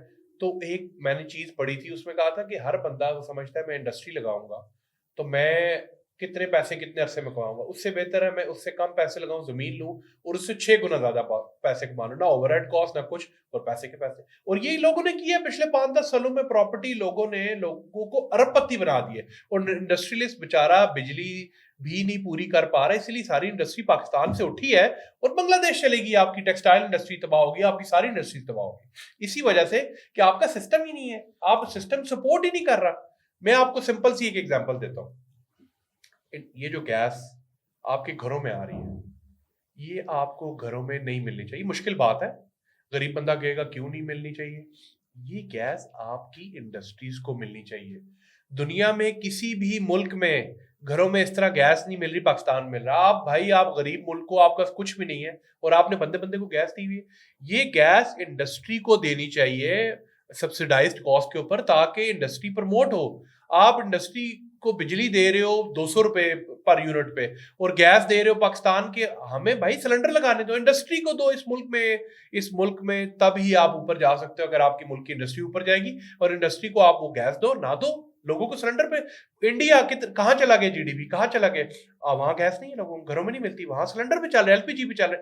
भाई आप कौन सा मुल्क हो, आप कोई लग्जरी हो, आपको कुछ खाने को पैसा नहीं और आपने बंदे बंदे को गैस दी? आप इंडस्ट्री को दो, इंडस्ट्री ग्रो करो। बट ये बहुत सी जी, इस तरह तो बात करने पे 10 घंटे बात करते रहोगे इस टॉपिक के ऊपर। आप देखें जी, अगर ये इंडस्ट्री वाली चीज को मैं रिलेट करूँ ना किसी तरह से, मैं आपको एक एग्जांपल देता हूँ। आप ठीक है, आपकी बात इंडस्ट्री लगानी चाहिए सब कुछ, लेकिन आपको मैं एक एवेल्युएशन बताता हूँ एक कंपनी की। आप शायद जानते होंगे, इंडियन शार्क टैंक के अंदर एक कंपनी होती है बोट लाइफस्टाइल, ठीक है, एयरबड्स, हेडफोन, सारी चीजें। अच्छा, आप ये बताएं कि उसकी वैल्यूएशन कितनी है? आप कोई आइडिया कर सकते हैं कि उसकी कितनी वैल्यूएशन होगी? आपके साथ पड़ोसी मुल्क में एक कंपनी है, उसकी वैल्यूएशन क्या होगी? 2 अरब 3 अरब 4 अरब इतनी होगी। $1400 million। 1400 fucking million dollars। $1400 million। अच्छा, और एक और मजे की बात, उसकी अभी आपको फिर रुपीस में बताता हूँ, फिर मजा आएगा आपको। उसकी जो उसने फंड्स रेज किए थे वो कितने थे? 50 करोड़ रुपए जो रेज किए, दैट्स इट। और उसकी जो 2021 की जो ग्रोथ थी, उसके अंदर जो उसकी वैल्यूएशन थी वो कितनी थी, आपको अंदाजा है? नहीं, 2200 करोड़ रुपए। 2200 करोड़ 21 पे 2021 की वैल्यूएशन बता रहा हूँ, 2200 करोड़ रुपए। देयर इज ओनली ये एक स्टार्टअप की बात हो रही है, 2200 और ये इंडियन करोड़। हाँ जी, ये इंडियन करोड़ है। 3 करोड़ है तो पाकिस्तानी कितना बन गया? 56 करोड़। 3 रुपए हो गया ना, 1 रुपए तकरीबन 3 तकरीबन 3। So, ये है। और मैं यहाँ पे एक ई-कॉमर्स सेलर को जानता हूँ, उसका एक ब्रांड है परफ्यूम्स का, और मैं उसको फॉलो क्योंकि मैं 1-2 परफ्यूम्स उसका यूज करता हूँ, इसलिए मैं उसको फॉलो कर रहा होता हूँ। तो वो अपने ना जर्नी की वीडियोस भी बना रहा होता है। तो उस बंदे ने, उसकी ऑर्डर की कैपेसिटी ज्यादा हुई ना, तो उसका ऑर्डर वेलोसिटी चली गई 200-300 ऑर्डर पर डे पे। जब 200-300 ऑर्डर पे उसकी पर डे पे गई ना, तो उसकी जो शिपिंग थी, जो कंपनी थी जिनको यूज करता शिपिंग के लिए, उन लोगों ने उसको 100 तकरीबन 100-120 आइटम रिटर्न भेजना शुरू कर दिए जो कि डिलीवर अटेम्प्ट ही नहीं हुए थे। मतलब उस कंपनी ने डिलीवरी अटेम्प्ट ही नहीं की और वो उसको वापस भेज दिए। और क्यों, इसकी क्या वजह है? भाई नहीं है कैपेसिटी उनके पास, नहीं कर सके वो, उनका इतना होराइजन ही नहीं है, उनकी इतनी सोच ही नहीं है, उनके बिजनेस सेटअप ही इतने नहीं है। कहां से आप एक बोर्ड जैसी कंपनी बनाएंगे पाकिस्तान में? 300 आपसे डिलीवर नहीं हो रहे पैकेट पाकिस्तान के अंदर। सो आपको 300 यूनिट बेचने के लिए अपनी खुद से राइडर्स ऑन बोर्ड करने पड़ेंगे। क्यों करने पड़ेंगे? मैं यही तो कह रहा हूं आपको, इतना बड़ा पाकिस्तान है, कहाँ का राइडर आप ऑनबोर्ड करेंगे? मुझे कराची से ऑर्डर आ गया, मैं इस्लामाबाद बैठा हूँ, क्या करूंगा मैं? सो ये जो नॉर्मल कोरियर्स हैं, लेपर्ड, इन्हीं की बात बता रहा हूँ आपको, नहीं इन्हीं यार, की बात बता रहा हूँ। टीसीएस भी, हाँ हाँ, वो परेशान था लड़का, वो वीडियो में मुझे यही कह रहा था कि यार मेरी ऑर्डर वेलोसिटी बढ़ रही है तो मेरा तो बिजनेस स्टेक के ऊपर है। आप कहाँ से 500 कंपनीज जो है ना, जिनको आप यूनिकॉर्न कंपनीज आप कहते हैं कि वो वाली कंपनीज जिनको आप यूनिकॉर्न कंपनीज में कंसीडर करते हैं, पाकिस्तान में एक भी नहीं है, एक भी कंपनी ऐसी मौजूद नहीं है। सिस्टम नहीं है ना आपके पास, सिस्टम ही नहीं है कि कंपनी आप ग्रो करने करेगा। उसके अलावा भी देखें, सिस्टम तो है, आपको जब एक्नॉलेज ही नहीं कर रहे बाहर के लोग, आपके पास बैंकिंग का निजाम कोई नहीं, पेपैल आपके पास नहीं आता, अमेजोन आपको अगर अकाउंट यहाँ से दे रहा है ना, उसने इतनी कड़ी नजर रखी हुई, आप हल्का सा इधर उधर अपनी हो ना तो वो सीधा ठक करके अकाउंट सस्पेंड कर देता है और वो आके आपसे पूछता है कि हाँ जी किथे। अच्छा यार, इस सारी बातों पे इतने हर्डल्स हैं, इतनी सारी चीजें हैं, सारा सब कुछ एक आम पाकिस्तानी यंग जो स्किल डेवलप करके करना चाहता है वो कैसे करे और कैसे ग्रो करे और एक्सेल करे अपनी? मैंने आपको बताया, वो सबसे पहले ये चीज करे कि अपना जो विजन है ना वो क्लियर करे ठीक कि है। मुझे जिंदगी में करना क्या। अगर ठीक है। आपने इस तरफ आना है, अमेजोन सर्विस इंडस्ट्री की तरफ आना है, तो फिर आपको ये चीज पता होनी चाहिए कि यार this is not an easy domain, इसके अंदर बहुत सारे सेक्टर्स हैं और हर सेक्टर के अंदर मुझे इक्वली काम करना पड़ेगा। आहिस्ता आहिस्ता मैं इस चीज को अडॉप्ट करूंगा, पहली चीज। ठीक है। दूसरा, वो क्या करे, वो फ्री मटेरियल जो है ना उसको कंज्यूम करना शुरू करे। कंज्यूम किस तरह से करेगा कि वो जैसे मैंने आपको टॉपिक्स बताए थे वीडियोस के, और इसके अलावा डर्ट चीप, यार आप यूडेमी एक वेबसाइट है, उसके ऊपर कोर्सेज मिलते हैं, ठीक है, कितने के होते हैं? अब आज के जमाने कोई नया अकाउंट आप बनाओगे ना, उनकी कहीं ना कहीं सेल चल रही होती है, $11, $12, $13, $2,500, $3,000 बनते हैं। आज के जमाने में आप 4 दोस्त बाहर किसी ट्रीट पे जाओ तो भी $5,000 बिल बन जाता है। आप $5,000 बर्गर पे खर्च करते हो टाइम पे, अपने आप पे नहीं कर सकते, ठीक है।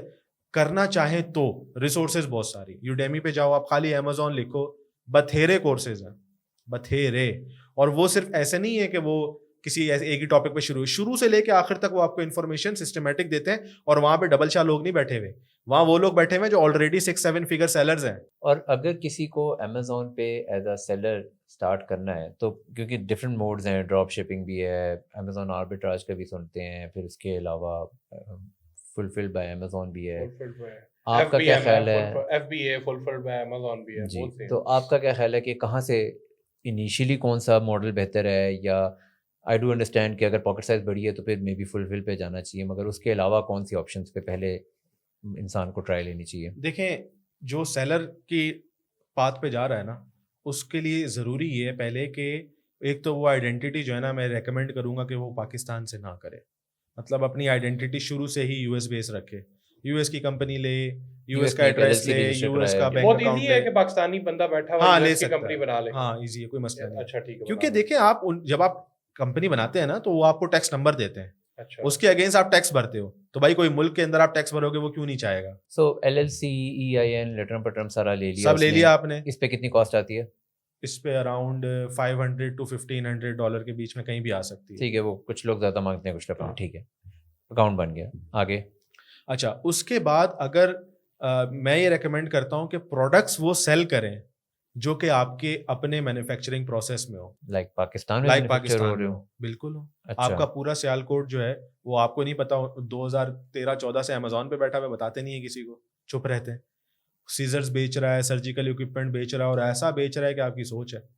पाकिस्तान के कोई हैं सियालकोट के बंदे जो बहुत बड़े बड़े सेलर्स होंगे? बहुत नहीं, बहुत ज्यादा बड़े हैं। कितने बड़े? अमेजोन का तीसरा या चौथा दुनिया का सबसे बड़ा सेलर जो है ना वो पाकिस्तानी है। तीसरा बड़ा? जी, यूथोपिया नाम है उसका। अच्छा, इथोपिया। जी। क्या वो क्या करता है? वो हाउसरी के आइटम्स बेचता है, टॉवल्स, होम इक्विपमेंट, अब तो प्लास्टिक एसेसरीज, बर्तन, सब चीजों में आ गया है। सो ही हैज अ टीम, उसने हाँ, पूरी की टीम पूरी नहीं, टीम, मैन्युफैक्चरिंग भी यहीं से, मार्केटिंग और सब सब सब कुछ वो सब खुद करा सब रहा है। हर पाकिस्तान चीज। से जी कर रहा हाँ, है। पाकिस्तान से। Amazon का 3rd या 4th नंबर का सेलर है क्या दुनिया उसकी का। क्या सक्सेस स्टोरी थी, कैसे हो सकता? उनका वो तो खैर 2012 से बेच रहे हैं। अच्छा, और उनका ये था कि उनके 2 कंटेनर्स जो थे ना वो स्टक हो गए यूएसए के अंदर ना, वो इससे पहले खाली ये ऑनलाइन नहीं करते थे, अच्छा, खाली मार्केट में देते थे। तो वहां पे उनके इस तरह के स्टक हुए कि वहां से निकल ना सके, तो वहां किसी ने कोई आइडिया दिया कि यार ये एक वेबसाइट है, इस पे लिस्ट कर दें, वो लॉस बचाने के लिए कुछ ना कुछ हो सकता है। आई थिंक 2012 की या 13 की बात है। उन्होंने जब वो 2 कंटेनर्स वहां पे वो लिस्ट किए तो जितनी तेजी से वो निकले, वहां से उन्हें ये पता चल गया कि यार ये कुछ है। और उस वक्त से उन्होंने अपनी प्रोडक्ट्स को लिस्ट करना शुरू किया। पहले वो चाइना से मैन्युफैक्चरिंग कर रहे थे, फिर वो सारी मैन्युफैक्चरिंग उठा के यहाँ ले आए।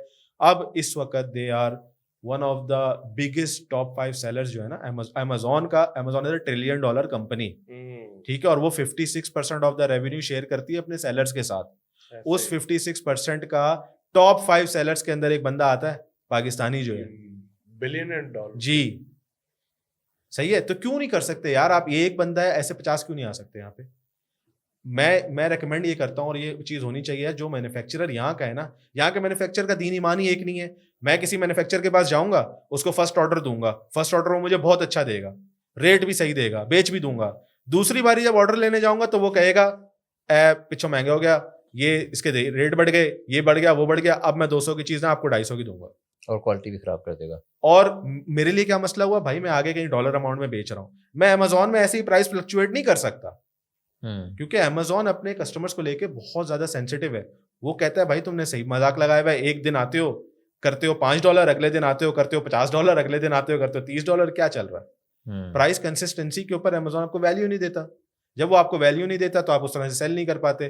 पीछे हाजी बशीर साहब जो है वो माल रोक के बैठे हुए मिल के अंदर, उनसे कौन लड़े जाके?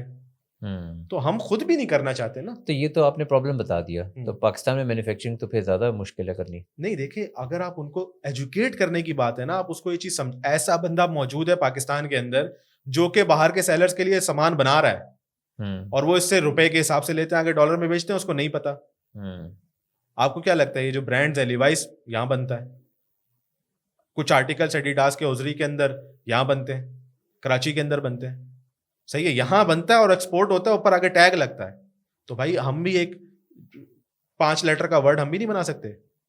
हम बना सकते हैं, पुंजा कर दो नाम, उसी जीन्स पे डालो, चीनी वाला काम करो ना यार। 100 पेंटे लिवाइस के लिए बना रहे हो तो 200 बना लो ना, 200 पे अपना टैग मारो, फेंको, आओ, किसने मना किया है? लेकिन उसके लिए सोच होनी चाहिए आपके। उनके सालों के ऑर्डर बुक हैं, वो इस चक्कर में बाहर ही नहीं आना चाहते। मैं जाता हूँ ना उनके पास, वो कहते हैं, वो बेटा जी वो साढ़े पूरा साल दे ऑर्डर बुक ने, सानू लोड़ ही कोई नहीं, अल्लाह का शुक्र है, रोटी खा ली है, नमाज पढ़ ली है, बस इससे बाहर नहीं आना उन्होंने। सो विजन का प्रॉब्लम हो गया यहाँ पे। विजन का प्रॉब्लम है, और बहुत सारे इश्यूज है। मैंने आपको बताया जैसे कि आप मैन्युफैक्चरिंग करने जाए, कंसिस्टेंसी नहीं है। भाई मुझे एक inventory through out the year चाहिए, साल में 3 दफा चाहिए। पहले लॉट बेहतरीन, दूसरी लॉट कचरा। पहली लॉट में मेरे पास अमेजोन नहीं बख्शता, आपको रिव्यू पड़े हुए सही हो जी, क्या प्रोडक्ट है ये वो, दूसरी लॉट आई कचरा। आपको क्या लगता है जो डिलीवर कर रहा है वो आपको आके ये नहीं बोलेगा कि ये क्या भेजा है? एक नेगेटिव रिव्यू आया, मेरा बिजनेस यहां से यहां आ जाता है। ऐसा ही है, ठीक है। अब ये मैं उस मैन्युफैक्चरर को जाके कैसे बताऊं कि भाई अगर तेरा दीन ईमान ठीक नहीं है, मुझसे 5 रुपए 10 रुपए 15 रुपए ज्यादा ले ले, पर खुदा का वास्ता मेरे आइटम में डंडी ना मार। मैं यहाँ नहीं बेच रहा, मैं एक बहुत सेंसिटिव मार्केट में बेच रहा हूँ। तो अगेन सेंसिटिव मार्केट में बेचने के लिए मुझे फिर मैन्युफैक्चरिंग चाइना में ही करनी चाहिए जहाँ पे सेंसिटिव। लेकिन वहां पे वही है ना Manufacturing कि भी है। प्रोडक्ट की लाइफ नहीं है। चाइना में मैं 1 साल बेच लूंगा, अगले साल मेरे साथ 4 सेलर चाइनीज और खड़े होंगे, उनसे कौन लड़ेगा? कामयाब कौन है? देखें, आप मुझसे पूछ रहे हैं सर, कामयाब कौन है? जो अपनी प्रोडक्ट बेचता है। क्यों? उसमें उसको मार नहीं है। बेसिकली मैन्युफैक्चरिंग में भी पहले इन्वेस्ट करना है। हाँ, नहीं जरूरी नहीं है। मैंने आपको क्या बोला कि भाई वो बंदा करे जिसके पास मैन्युफैक्चरिंग हो। यार कौन कैसे चूज करे कौन सी प्रोडक्ट अच्छी है कौन सी नहीं? हाँ, ये देखें, इसका एक पूरा क्राइटेरिया होता है। आपको ये देखना होता है कि जो प्रोडक्ट आप सेल कर रहे हैं वो रेवेन्यू कितना जनरेट कर रही है, कितने सेलर्स मार्केट के अंदर है, आपका कंपटीशन किसके साथ है, ओवरऑल दिन के कितने ऑर्डर्स निकलते हैं, ये सारा हम कैलकुलेट करते हैं बैक एंड के ऊपर। हमारे पास टूल्स होते हैं, हमारी कुछ अपनी टेक्निक्स हैं अमेजोन के ऊपर। वहां से मैं रियलाइज होता है कि यार ये, अब मिसाल दे रहा हूँ, मैं टॉवल बेचना चाहता हूँ। अब मैं अमेजोन पे जाता हूँ, मैं देखता हूँ कि यार इसके अंदर इतने 1000 सेलर हैं, दिन की टॉवल की 5 मिलियन 10 मिलियन की सेल होती है, और इतने लोगों में वो डिवाइड होती है। तो मुझे आइडिया हो जाता है कि यार एक आइटम है जो कि अच्छा बिकता है, तो अगर मैं इसको लेकर आता हूँ, फिर मैं क्या करूंगा, फिर मैं यूएसपी डेवलप करूंगा कि भाई कोई टॉवल बेच रहा है तो मेरा यूनिक सेलिंग पॉइंट क्या है, मैं किस तरह से मार्केट में आ रहा हूँ, किसी अच्छी क्वालिटी के साथ आ रहा हूँ, कोई बंडल अच्छा बना रहा हूँ, क्या कर रहा हूँ, और फिर मैं वो चीज़ मार्केट में लेकर आता हूँ। तो मुझे पता है कि पैसा मौजूद है, मैंने उस पैसे को किस तरह से करना है।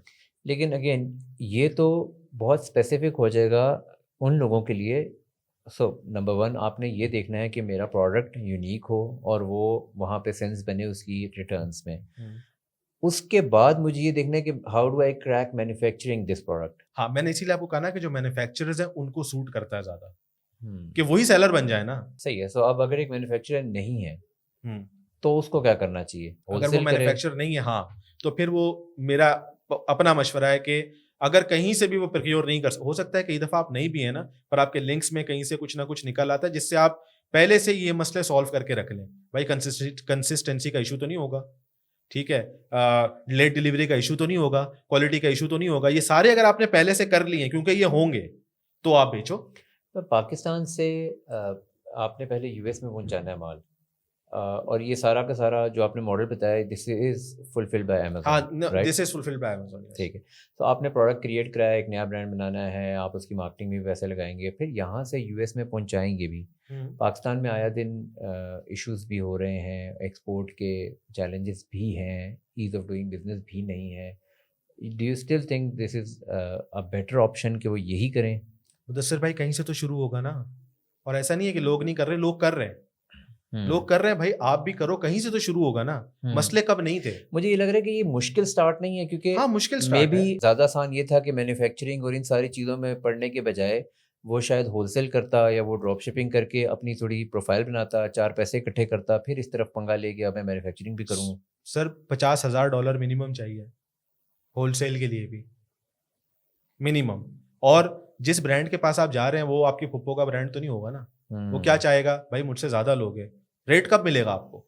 जब आप ज़्यादा खरीद जब ज्यादा खरीदोगे। अब ठीक मैं है। ज्यादा खरीद रहा हूँ, बीच रास्ते में अगर मेरी रिसर्च ठीक नहीं है, मेरी नॉलेज ठीक नहीं है, मेरा डिसीजन ठीक नहीं है, now I am stuck with an inventory जो कि मेरी अपनी भी नहीं है, मैं उसको अमेजोन पे उस तरह से निकाल भी नहीं पा रहा, पैसा भी अंदर मैंने घुसा ही बैठा हूँ, अब मैं क्या करूँ? मिनिमम कितने पैसे चाहिए अमेजोन के लिए काम करने स्टार्ट जितने आपके पास है उतने कम है।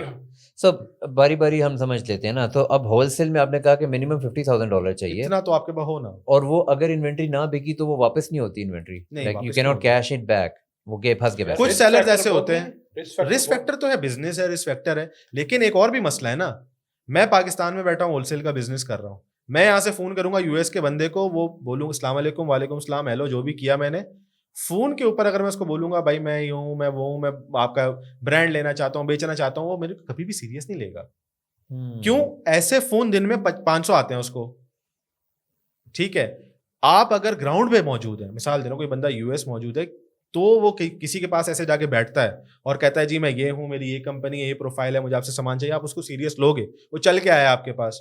फोन पे बहुत सारे लोग एंटरटेन ही नहीं करते, ऐसे ही है। उनको ये ये problem फिजिकल चाहिए। प्रेजेंस भी यूएसए में बड़ी मैटर करती है। बहुत ज्यादा मैटर करती है इन टर्म्स ऑफ होलसेल। तो इसका ठीक है, मतलब so- पहले तो अमेज़न का काम शुरू करने से पहले बंदे को वीजे का काम शुरू करे। So, ये हो गया होलसेल में प्रॉब्लम। ड्रॉप शिपिंग में क्या प्रॉब्लम है? Drop shipping is absolute. Drop shipping में सबसे बड़ी प्रॉब्लम ये है कि आपने इतनी ज्यादा चोरियां अनियां की हैं कि अमेजोन को आपकी सारी कारस्तानियां समझ आ गई हैं। आज आप ड्रॉप शिप शुरू करें, 10 दिन बाद आपका अकाउंट सस्पेंड करके परे मारता है वो। जो मर्जी कर जो मर्जी कर लो, दुनिया नासा भी आ जाए, जो मर्जी कर लो। Drop shipping is no more on Amazon, is no more. Arbitrage क्या है? Amazon arbitrage. Arbitrage is something के मैं जो इन्वेंट्री होती है ना, ड्रॉप शिपिंग के अंदर ये हो रहा होता है कि मैंने इन्वेंट्री कभी लेनी ही नहीं होती, ठीक है। मैं ऑर्डर आता है तो मैं कहीं और से ऑर्डर करके उसको पहुंचा देता हूँ। एक जमाने में फेसबुक पे भी ड्रॉप शिपिंग चल रही थी। फेसबुक पे चल जाती है, आज भी चल जाती है, अभी भी चल हाँ, जाती चल है, जाती है। ठीक है। अमेजोन अमेजोन नहीं बख्शता। और शॉपिफाई पे? शॉपिफाई पे टिका के करें, शॉपिफाई को क्या लगे, शॉपिफाई तो आपके अपना asset वो है, तो आपके आप जो अपनी मर्जी मसले करें। है। ठीक है। हाँ, लेकिन ड्रॉप शिपिंग में देखें ना, अब आर्बिट्राज क्या है? आर्बिट्राज ये है कि उसमें इन्वेंट्री आप पहले खरीदते हो, उसके बाद सेल करते हो। बट आप देख लेते हो वॉलमार्ट पे सस्ती मिल रही है, यहाँ पे महंगी बिक रही लेकिन है, वो तो आप उसके अप्रूवल के चक्कर में नहीं पड़ते। पर अमेजोन के अंदर आपको अप्रूवल चाहिए। अमेजोन पूछता है भाई ये मोबाइल है, भाई मैंने उठा के ले आया सैमसंग से, ठीक है, और बेचना शुरू कर दिया अमेजोन पे। अमेजोन बोलेगा आपने सैमसंग से इजाजत ली है? मैं कहूंगा नहीं ली, वो बोलेगा अल्लाह हाफिज। अगर मैं कहूंगा हाँ ली है, वो बोलेगा लाओ किधर ली है? फिर मैं उसको शो कराऊंगा, भाई ये देखो, ये लेटर ये अमेजोन ने मुझे ऑथोराइज किया है कि मैं रीसेल कर सकता हूँ। वो कहेगा ओके बेचो। ये आर्बिट्राज में आप बता रहे हैं? नहीं, ये होलसेल में बताओ। Wholesale में आर्बिट्राज में बताया। मैं एक ऐसा आइटम उठाता हूँ जिसके ब्रांड को परवाह ही नहीं है, जो मर्जी बेचे, ठीक है, और उसमें अप्रूवल ही नहीं चाहिए। उसमें अमेजोन भी तंग नहीं करेगा। नहीं, कोई नहीं तंग करेगा। सो आप आर्बिट्राज में रिसर्च वर्क करेंगे कि कहाँ बहुत पे ज्यादा है, कौन सी बहुत चीज़ ज्यादा सस्ती है। मिल रही है। हाँ। आई हर्ड वॉलमार्ट पे या इट्सी पे वो सस्ती मिल रही होती है और आप वहाँ से उठाते हैं और यहाँ पे बेचते हैं, राइट? बिल्कुल ऐसे ही है। मुझे ये लग रहा है कि इसमें इन्वेस्टमेंट रिलेटिवली कम होगी, रिस्क रिलेटिवली कम होगा। पैसे भी तो कम है ना। अच्छा। 1000, 2000, 3000 डॉलर की इन्वेंट्री ले रहा हूँ, उसमें से 200-300 डॉलर बचा रहा हूँ, क्या लगे। बट ऑपरेशनल एक्सीलेंस से मैं इसको स्केल नहीं कर लूँगा हाँ कर लेंगे, लेकिन आर्बिट्राज में हमेशा सर पे तलवार तो रहेगी ना, क्या? कि किसी भी टाइम पे जिस ब्रांड को आप सेल कर रहे हैं वो आके कह सकता है कल से नहीं करना। ये बात तो है। अब आप देखें, हर चीज के फिर फायदे नुकसान तो साथ हाँ, साथ नहीं, चलते हैं। elaborate a little आर्बिट्राज आप more, इतना ज्यादा स्केल नहीं कर सकते। elaborate a little bit more। मैंने एक नेल कटर देखा, हाँ जी। कहीं पे भी वॉलमार्ट में सस्ता मिल रहा था, $1.2 का मिल रहा था, और मुझे नज़र आया कि ये यही सेम सबका सब कुछ जो है वो अमेज़ोन पे बिकता है $1.8 का। मैंने मिड प्राइस उठाई, $1.5 पे बेचना शुरू कर दिया। प्रॉब्लम क्या है कि वो 1.2 वाला 1.3 कर देगा, या वो कहेगा कि मैं ये बेच ही नहीं रहा हूँ, आउट ऑफ स्टॉक हो गया हूँ, ये भी कर सकता है, वो 1.3 भी कर सकता है, और आपको वो ये भी बेच सकता है कि अब आप नहीं बेच सकते। और वो आउट ऑफ स्टॉक भी हो सकता है। हाँ, सब कुछ हो सकता है। तो प्रॉबेबली मुझे 100 यूनिट्स ये उठा के बेचने हैं, और साथ ही साथ मुझे 100 यूनिट्स कुछ और भी बेचना है। हाँ, आप प्रोडक्ट और जितने मर्जी चाहे बेचते रहे, वो तो आपके ऊपर है, लेकिन उसमें हमेशा आपके पास ये रिस्क रहेगा कि ब्रांड आपको ये कह सकता है कि मेरी प्रोडक्ट ना बेचो। ब्रांड कहता है, कहता है। छोटे छोटे प्रोडक्ट्स पे भी ये कहता हाँ है कि कहता मेरे है, प्रोडक्ट बिल्कुल ना कह बेचो। सकता है, कह सकता है ना। तो इज इट लाइक वो फ्लैग करता है, आपको हाँ, वो ईमेल फ्लैग करता है, करता क्या है, करता ईमेल है? अमेज़न आपका अकाउंट टेम्परेरी सस्पेंड करता है, और आपको बोलता है कि भाई ये प्रूफ करो, नहीं कर सकते, So, परमानेंट सस्पेंड करता है। जब आपका अकाउंट टेम्परेरी सस्पेंड होता है, you can not sell anything. No. नहीं, ओह, सो Account और जो suspend हो पैसे गया तो अंदर सारा- पड़े वो भी 180 दिन के लिए ब्लॉक है। तो किसी बंदे का $1,00,000 इन्वेंट्री में पड़ा है ना, तो 180 दिन भूल जाए वो। और उसकी फिर जो कॉस्ट होगी रखने की, सब कुछ वो बेयर करनी पड़ेगी। जी, और मुझे बड़ी खुशी आप ये सवाल पूछ रहे हैं, ये आपको अंदर के गंद कोई भी नहीं बताएगा। ये जो लॉसेज हैं, ये जो रिस्क हैं, ये आपको कोई नहीं बताएगा। लोग आपको ये बताएंगे कि भाई ये गाड़ियां आती हैं, ये बंगले आते हैं, ये आते हैं। ओ भाई, इतना मुश्किल बिजनेस है, आपकी सोच है। सो यही दैट्स द होल कॉन्सेप्ट ना, कि हम समझना चाह रहे हैं टू क्रैक इट, कि ये किस तरह से हम इसको समझ सकते हैं। अगर आर्बिट्राज में अकाउंट बंद हो सकता है, ड्रॉप शिपिंग में अकाउंट बंद हो सकता है, होलसेल में आपके पैसे फंस सकते हैं, अकाउंट भी तो बंद हो सकता है उसमें। अकाउंट उसमें भी बंद हो सकता है। पीछे मोड ऑफ सेलिंग बचता ही सिर्फ एक है, प्राइवेट लेबल उसमें भी बंद हो सकता है।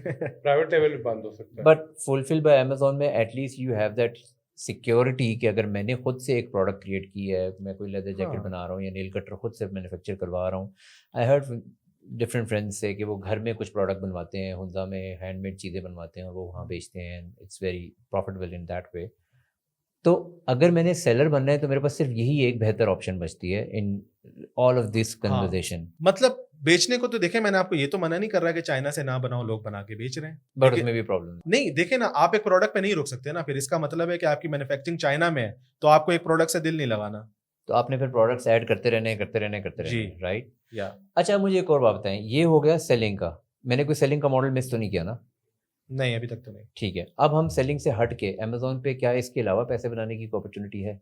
जी बिल्कुल, और मॉडल्स भी मौजूद है अमेजोन पे। एक बड़ा फेमस मॉडल है अमेजोन एफिलिएट, और उसमें होता ये है कि आप रेकमेंड करते हो दूसरे लोगों को products based on your own experiences, या आप मार्केट करते हो उनकी बेस पे कोई भी प्रोडक्ट, और अगर आपके लिंक जो होता है आपके रिकमेंडेशन से कोई परचेज कर लेता है तो अमेजोन आपको कमीशन देता है।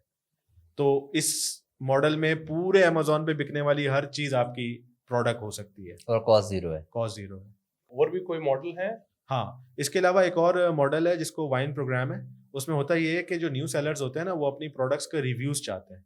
तो अमेजोन जो है वो कहता है कि अच्छा, मैं कुछ लोगों को आपकी प्रोडक्ट डिलीवर करता हूँ फॉर फ्री, और वो अपना जेन्युइन रिव्यू देंगे, और वो आपको रखना पड़ेगा अपनी साइट पे, आप हटा नहीं सकते। तो जो बंदा रिव्यूज प्रोग्राम में इनरोल्ड होता है, तो उस पर इतना ट्रस्ट होता है अमेजोन को कि यार ये 2 नंबरी नहीं करेगा, ये बिल्कुल जेन्युइन ऑनेस्ट रिव्यू देगा। उस रिव्यू के अगेंस्ट अमेजोन उनको पे करता है। तो उसमें होता क्या है कि आपके पास प्रोडक्ट आती है, आप उसको एक हफ्ता पूरा देख के अपना पूरा प्रॉपर इतना बड़ा सारा हर एंगल का रिव्यू डालते हो, उसके बदले आपको पैसे मिलते हैं। ये मजे का काम लग रहा है। सो बेसिकली मुझे मुफ्त के प्रोडक्ट्स भी मिलेंगे जी और मुझे पैसे भी मिलेंगे। हाँ। All I have to do is कि मैं बताऊं कि ये प्रोडक्ट हाँ, कैसा है। लेकिन उसके लिए आपकी मतलब इतनी ऑथेंटिसिटी भी होनी चाहिए ना कि अमेजोन आपको कंसीडर करे कि उसके हाँ लिए क्या क्राइटेरिया क्या है, कुछ पता है आपको? हाँ, वो लोग जो वाइन प्रोग्राम है उसके ऊपर आप एज अ रिव्यूअर जाके जब रजिस्टर होते हैं ना, तो वो आपको पूरा क्राइटेरिया बताता है कि जी मेरा ये क्राइटेरिया है, इस तरह का होना चाहिए, इतना पुराना अकाउंट होना चाहिए, इतने प्रोडक्ट्स रिव्यू पहले फ्री में ही होने चाहिए, उनका क्राइटेरिया वो आपको मिल जाएगा। तो ये पाकिस्तान में बैठे हुए ये काम हो सकता है। हो सकता है, कुछ लोग कर भी रहे हैं, हो सकता है बिल्कुल। आप इसके ऊपर और बट knowledge अमेजोन पाकिस्तान में डिलीवर तो नहीं करता, फिर वो कैसे रिव्यू देते हैं? कर देता है, डिलीवर भी कर देता है। अच्छा, हाँ, प्रोडक्ट्स डिलीवर कर देता है, लेकिन वो और इसी तरह है ना कि वो थ्रू कोरियर्स होती भी आ रही होती है आपके पास, अच्छा, हो जाती काफी है। टाइम लग रहा होता है। ये काम मुझे मजे का भी लग रहा है। अब अगर मुझे पता है मैंने ये काम करना है तो मुझे पहले अमेजोन पे जाके अकाउंट बनाना है। आपने पहले जाके अमेजोन वाइन प्रोग्राम को स्टडी करना है, उसके बाद आपने उनकी रिक्वायरमेंट स्टडी करनी है। Amazon Vine Vine VINE Vine VINE Vine okay. Programme, उसको आपने स्टडी करना है, उसकी आपने सारी रिक्वायरमेंट्स को स्टडी करना है, और उसके बाद आपने ये देखना है कि आप उन रिक्वायरमेंट्स को किस तरह से फौरन पूरा करेंगे। तो वो काफी डिटेल्ड है, आपको जाके करना पड़ेगा क्योंकि उसके कुछ टर्म्स एंड कंडीशंस भी हैं। And what's the opportunity size, कितने पैसे बनते हैं? जितने मर्जी बनाए, अमेजोन मेरे ख्याल से अराउंड $50 to $100 के बीच में पर रिव्यू करता है। दिन के 5 रिव्यू करें तो $250-300 दिन का लेके जाए घर पे। डेली का $250-300। हाँ, ये तो बहुत कम है। और इसमें भी अकाउंट मुफ्त के बंद होने के प्रोडक्ट है। चांसेस नहीं है? नहीं, ये तो आप सेल कुछ कर ही नहीं रहे ना, इसमें अकाउंट क्यों बंद होगा आपका? हाँ, इस तरह का गेम ना चल जाए ना, पाकिस्तानी पीछे फोन उठाया हुआ, हाँ जी कितने स्टार देवा आज चीज 3 स्टार 4, वहां से ही पैसा पकड़े, यहाँ से भी इस तरह नहीं है।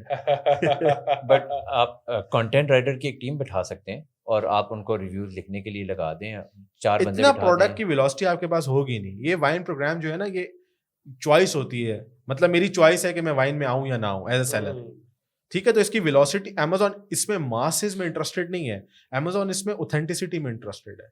और पाकिस्तान का आपको पता है जहां नाम आता है वहां तो मसले और हैं। आप यूएस के अंदर बहुत सारे लोग हैं जिनका ये वो करते क्या है, वो सिर्फ प्रोडक्ट रिव्यूज ही करते हैं, ये साइड असल है उनका। उससे मेन चीज भी है, कई दफा $70-80 आपको मिल रहे होते हैं पर रिव्यूअर महीने के। आप लगा लो, आपने 10 प्रोडक्ट भी रिव्यू की तो 80 ये आपने $800। आपने अपनी डिटेल बताया, करियर स्टार आपको हाँ, अच्छा अमेजोन किया, सारा सब कुछ किया, सारे मॉडल्स वगैरह को डिस्कस किया।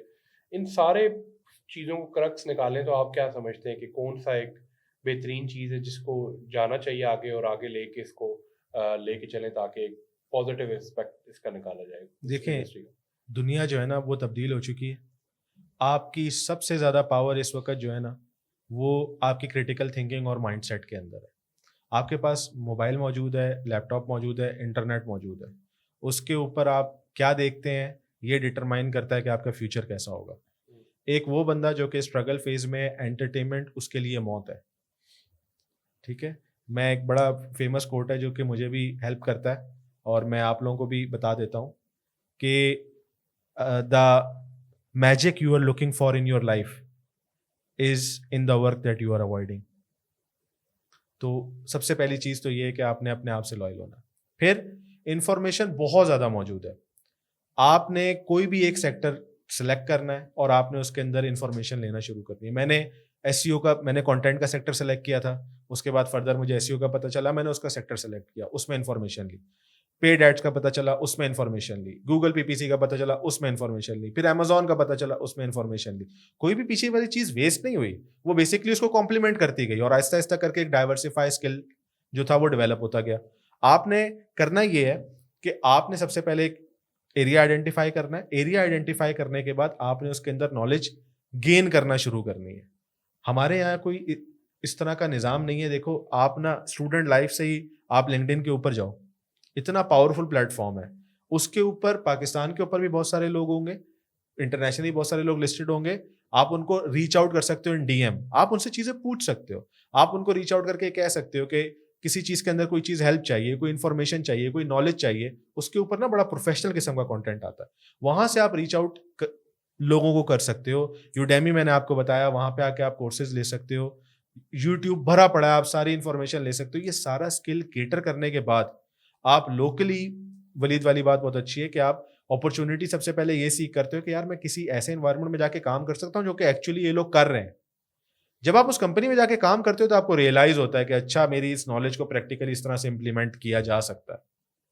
और फ्रीलांसिंग तो वो तो खुला ही है ना, बहुत सारे प्लेटफॉर्म है, सबको पता है, वहां तो आप जाके कर ही सकते हो। पर जब आप जॉब करते हैं ना तो आपको बहुत सारी चीजें और रियलाइज होती हैं, क्योंकि वह रियल टाइम काम हो रहा होता है, ठीक है। उसके बाद जब आहिस्ता आहिस्ता आपका स्किल डाइवर्सिफाई होता है, आप अब दुनिया रिमोट है भाई, रिमोट अपॉर्चुनिटीज अप्लाई करो, लिंक्डइन पे जाओ, खाली यूएसए का फिल्टर लगाओ, नीचे रिमोट जॉब लिखो, अमेजॉन पीपीसी या अमेजॉन अकाउंट मैनेजमेंट सेलेक्ट करो, हजारों जॉब्स हैं, अप्लाई करो। आप उनको कन्विंस करो कि यार हाँ मैं आपका प्रॉब्लम सॉल्व कर सकता हूँ, तो वो क्यों नहीं रखेंगे आप। आई थिंक आज का जो पॉडकास्ट है काफ़ी इंफॉर्मेटिव रहा इन टर्म्स ऑफ ये कि जब आप एजुकेशन सेक्टर पे बात हुई, उसमें बताया गया कि एजुकेशन किस तरह का सिस्टम है, उसके बाद स्किल डेवलपमेंट में बात हुई, फिर अमेजोन से रिलेटेड बात हुई, फिर डिफरेंट मॉडल्स को हमने डिस्कस किया, फिर यूथ को किस तरीके से किस चीज़ पे काम करना चाहिए, फोकस करना चाहिए, और स्किल किस तरह करें, और पेड कोर्सेज और इन चीज़ों पे बात हुई। आई थिंक ये काफ़ी इंफॉर्मेटिव रहा है ओवरऑल ऑडियंस के लिए इन टर्म्स ऑफ ये कि किस तरह डेवलप किया जाए। अगर इस हवाले से आपको ऑडियंस को या किसी किस्म का और क्वेश्चन है तो ज़रूर कमेंट्स पे रिप्लाई करिएगा और बताइएगा हमें कि आज का पॉडकास्ट का एपिसोड कैसा लगा। मुदस्सिर, अगर आपने थैंक कुछ यू सो ऐड मच करना- उमर भाई, आप जी, आए हैं और thank you आपने so much. बहुत ज़्यादा हेल्प की है हमें भी समझने में अमेज़ॉन के बिज़नेस को। और अगर वही बात है, किसी का कोई क्वेश्चन है या कोई क्यूरीज है तो do let us know through comments. और मैं उम्मीद करता हूँ कि आप दोबारा भी आएँ हमारे पास और हम मज़ीद और भी ज़्यादा नॉलेज आपसे ले सकें। जी, थैंक यू, थैंक बहुत शुक्रिया आप लोगों का कि you give me an opportunity and a platform. और मैं अवेलेबल आगे भी हूँगा अगर इस तरह से है कि आपके जो व्यूअर्स हैं उनको और भी हेल्प चाहिए, किसी और टॉपिक के हवाले से चाहिए, आई एम अवेलेबल। हम फिर से जो है ना ये चीज़ डिस्कशन फिर से कर सकते हैं। Thank you. Thank you so much. Thank you. बहुत शुक्रिया।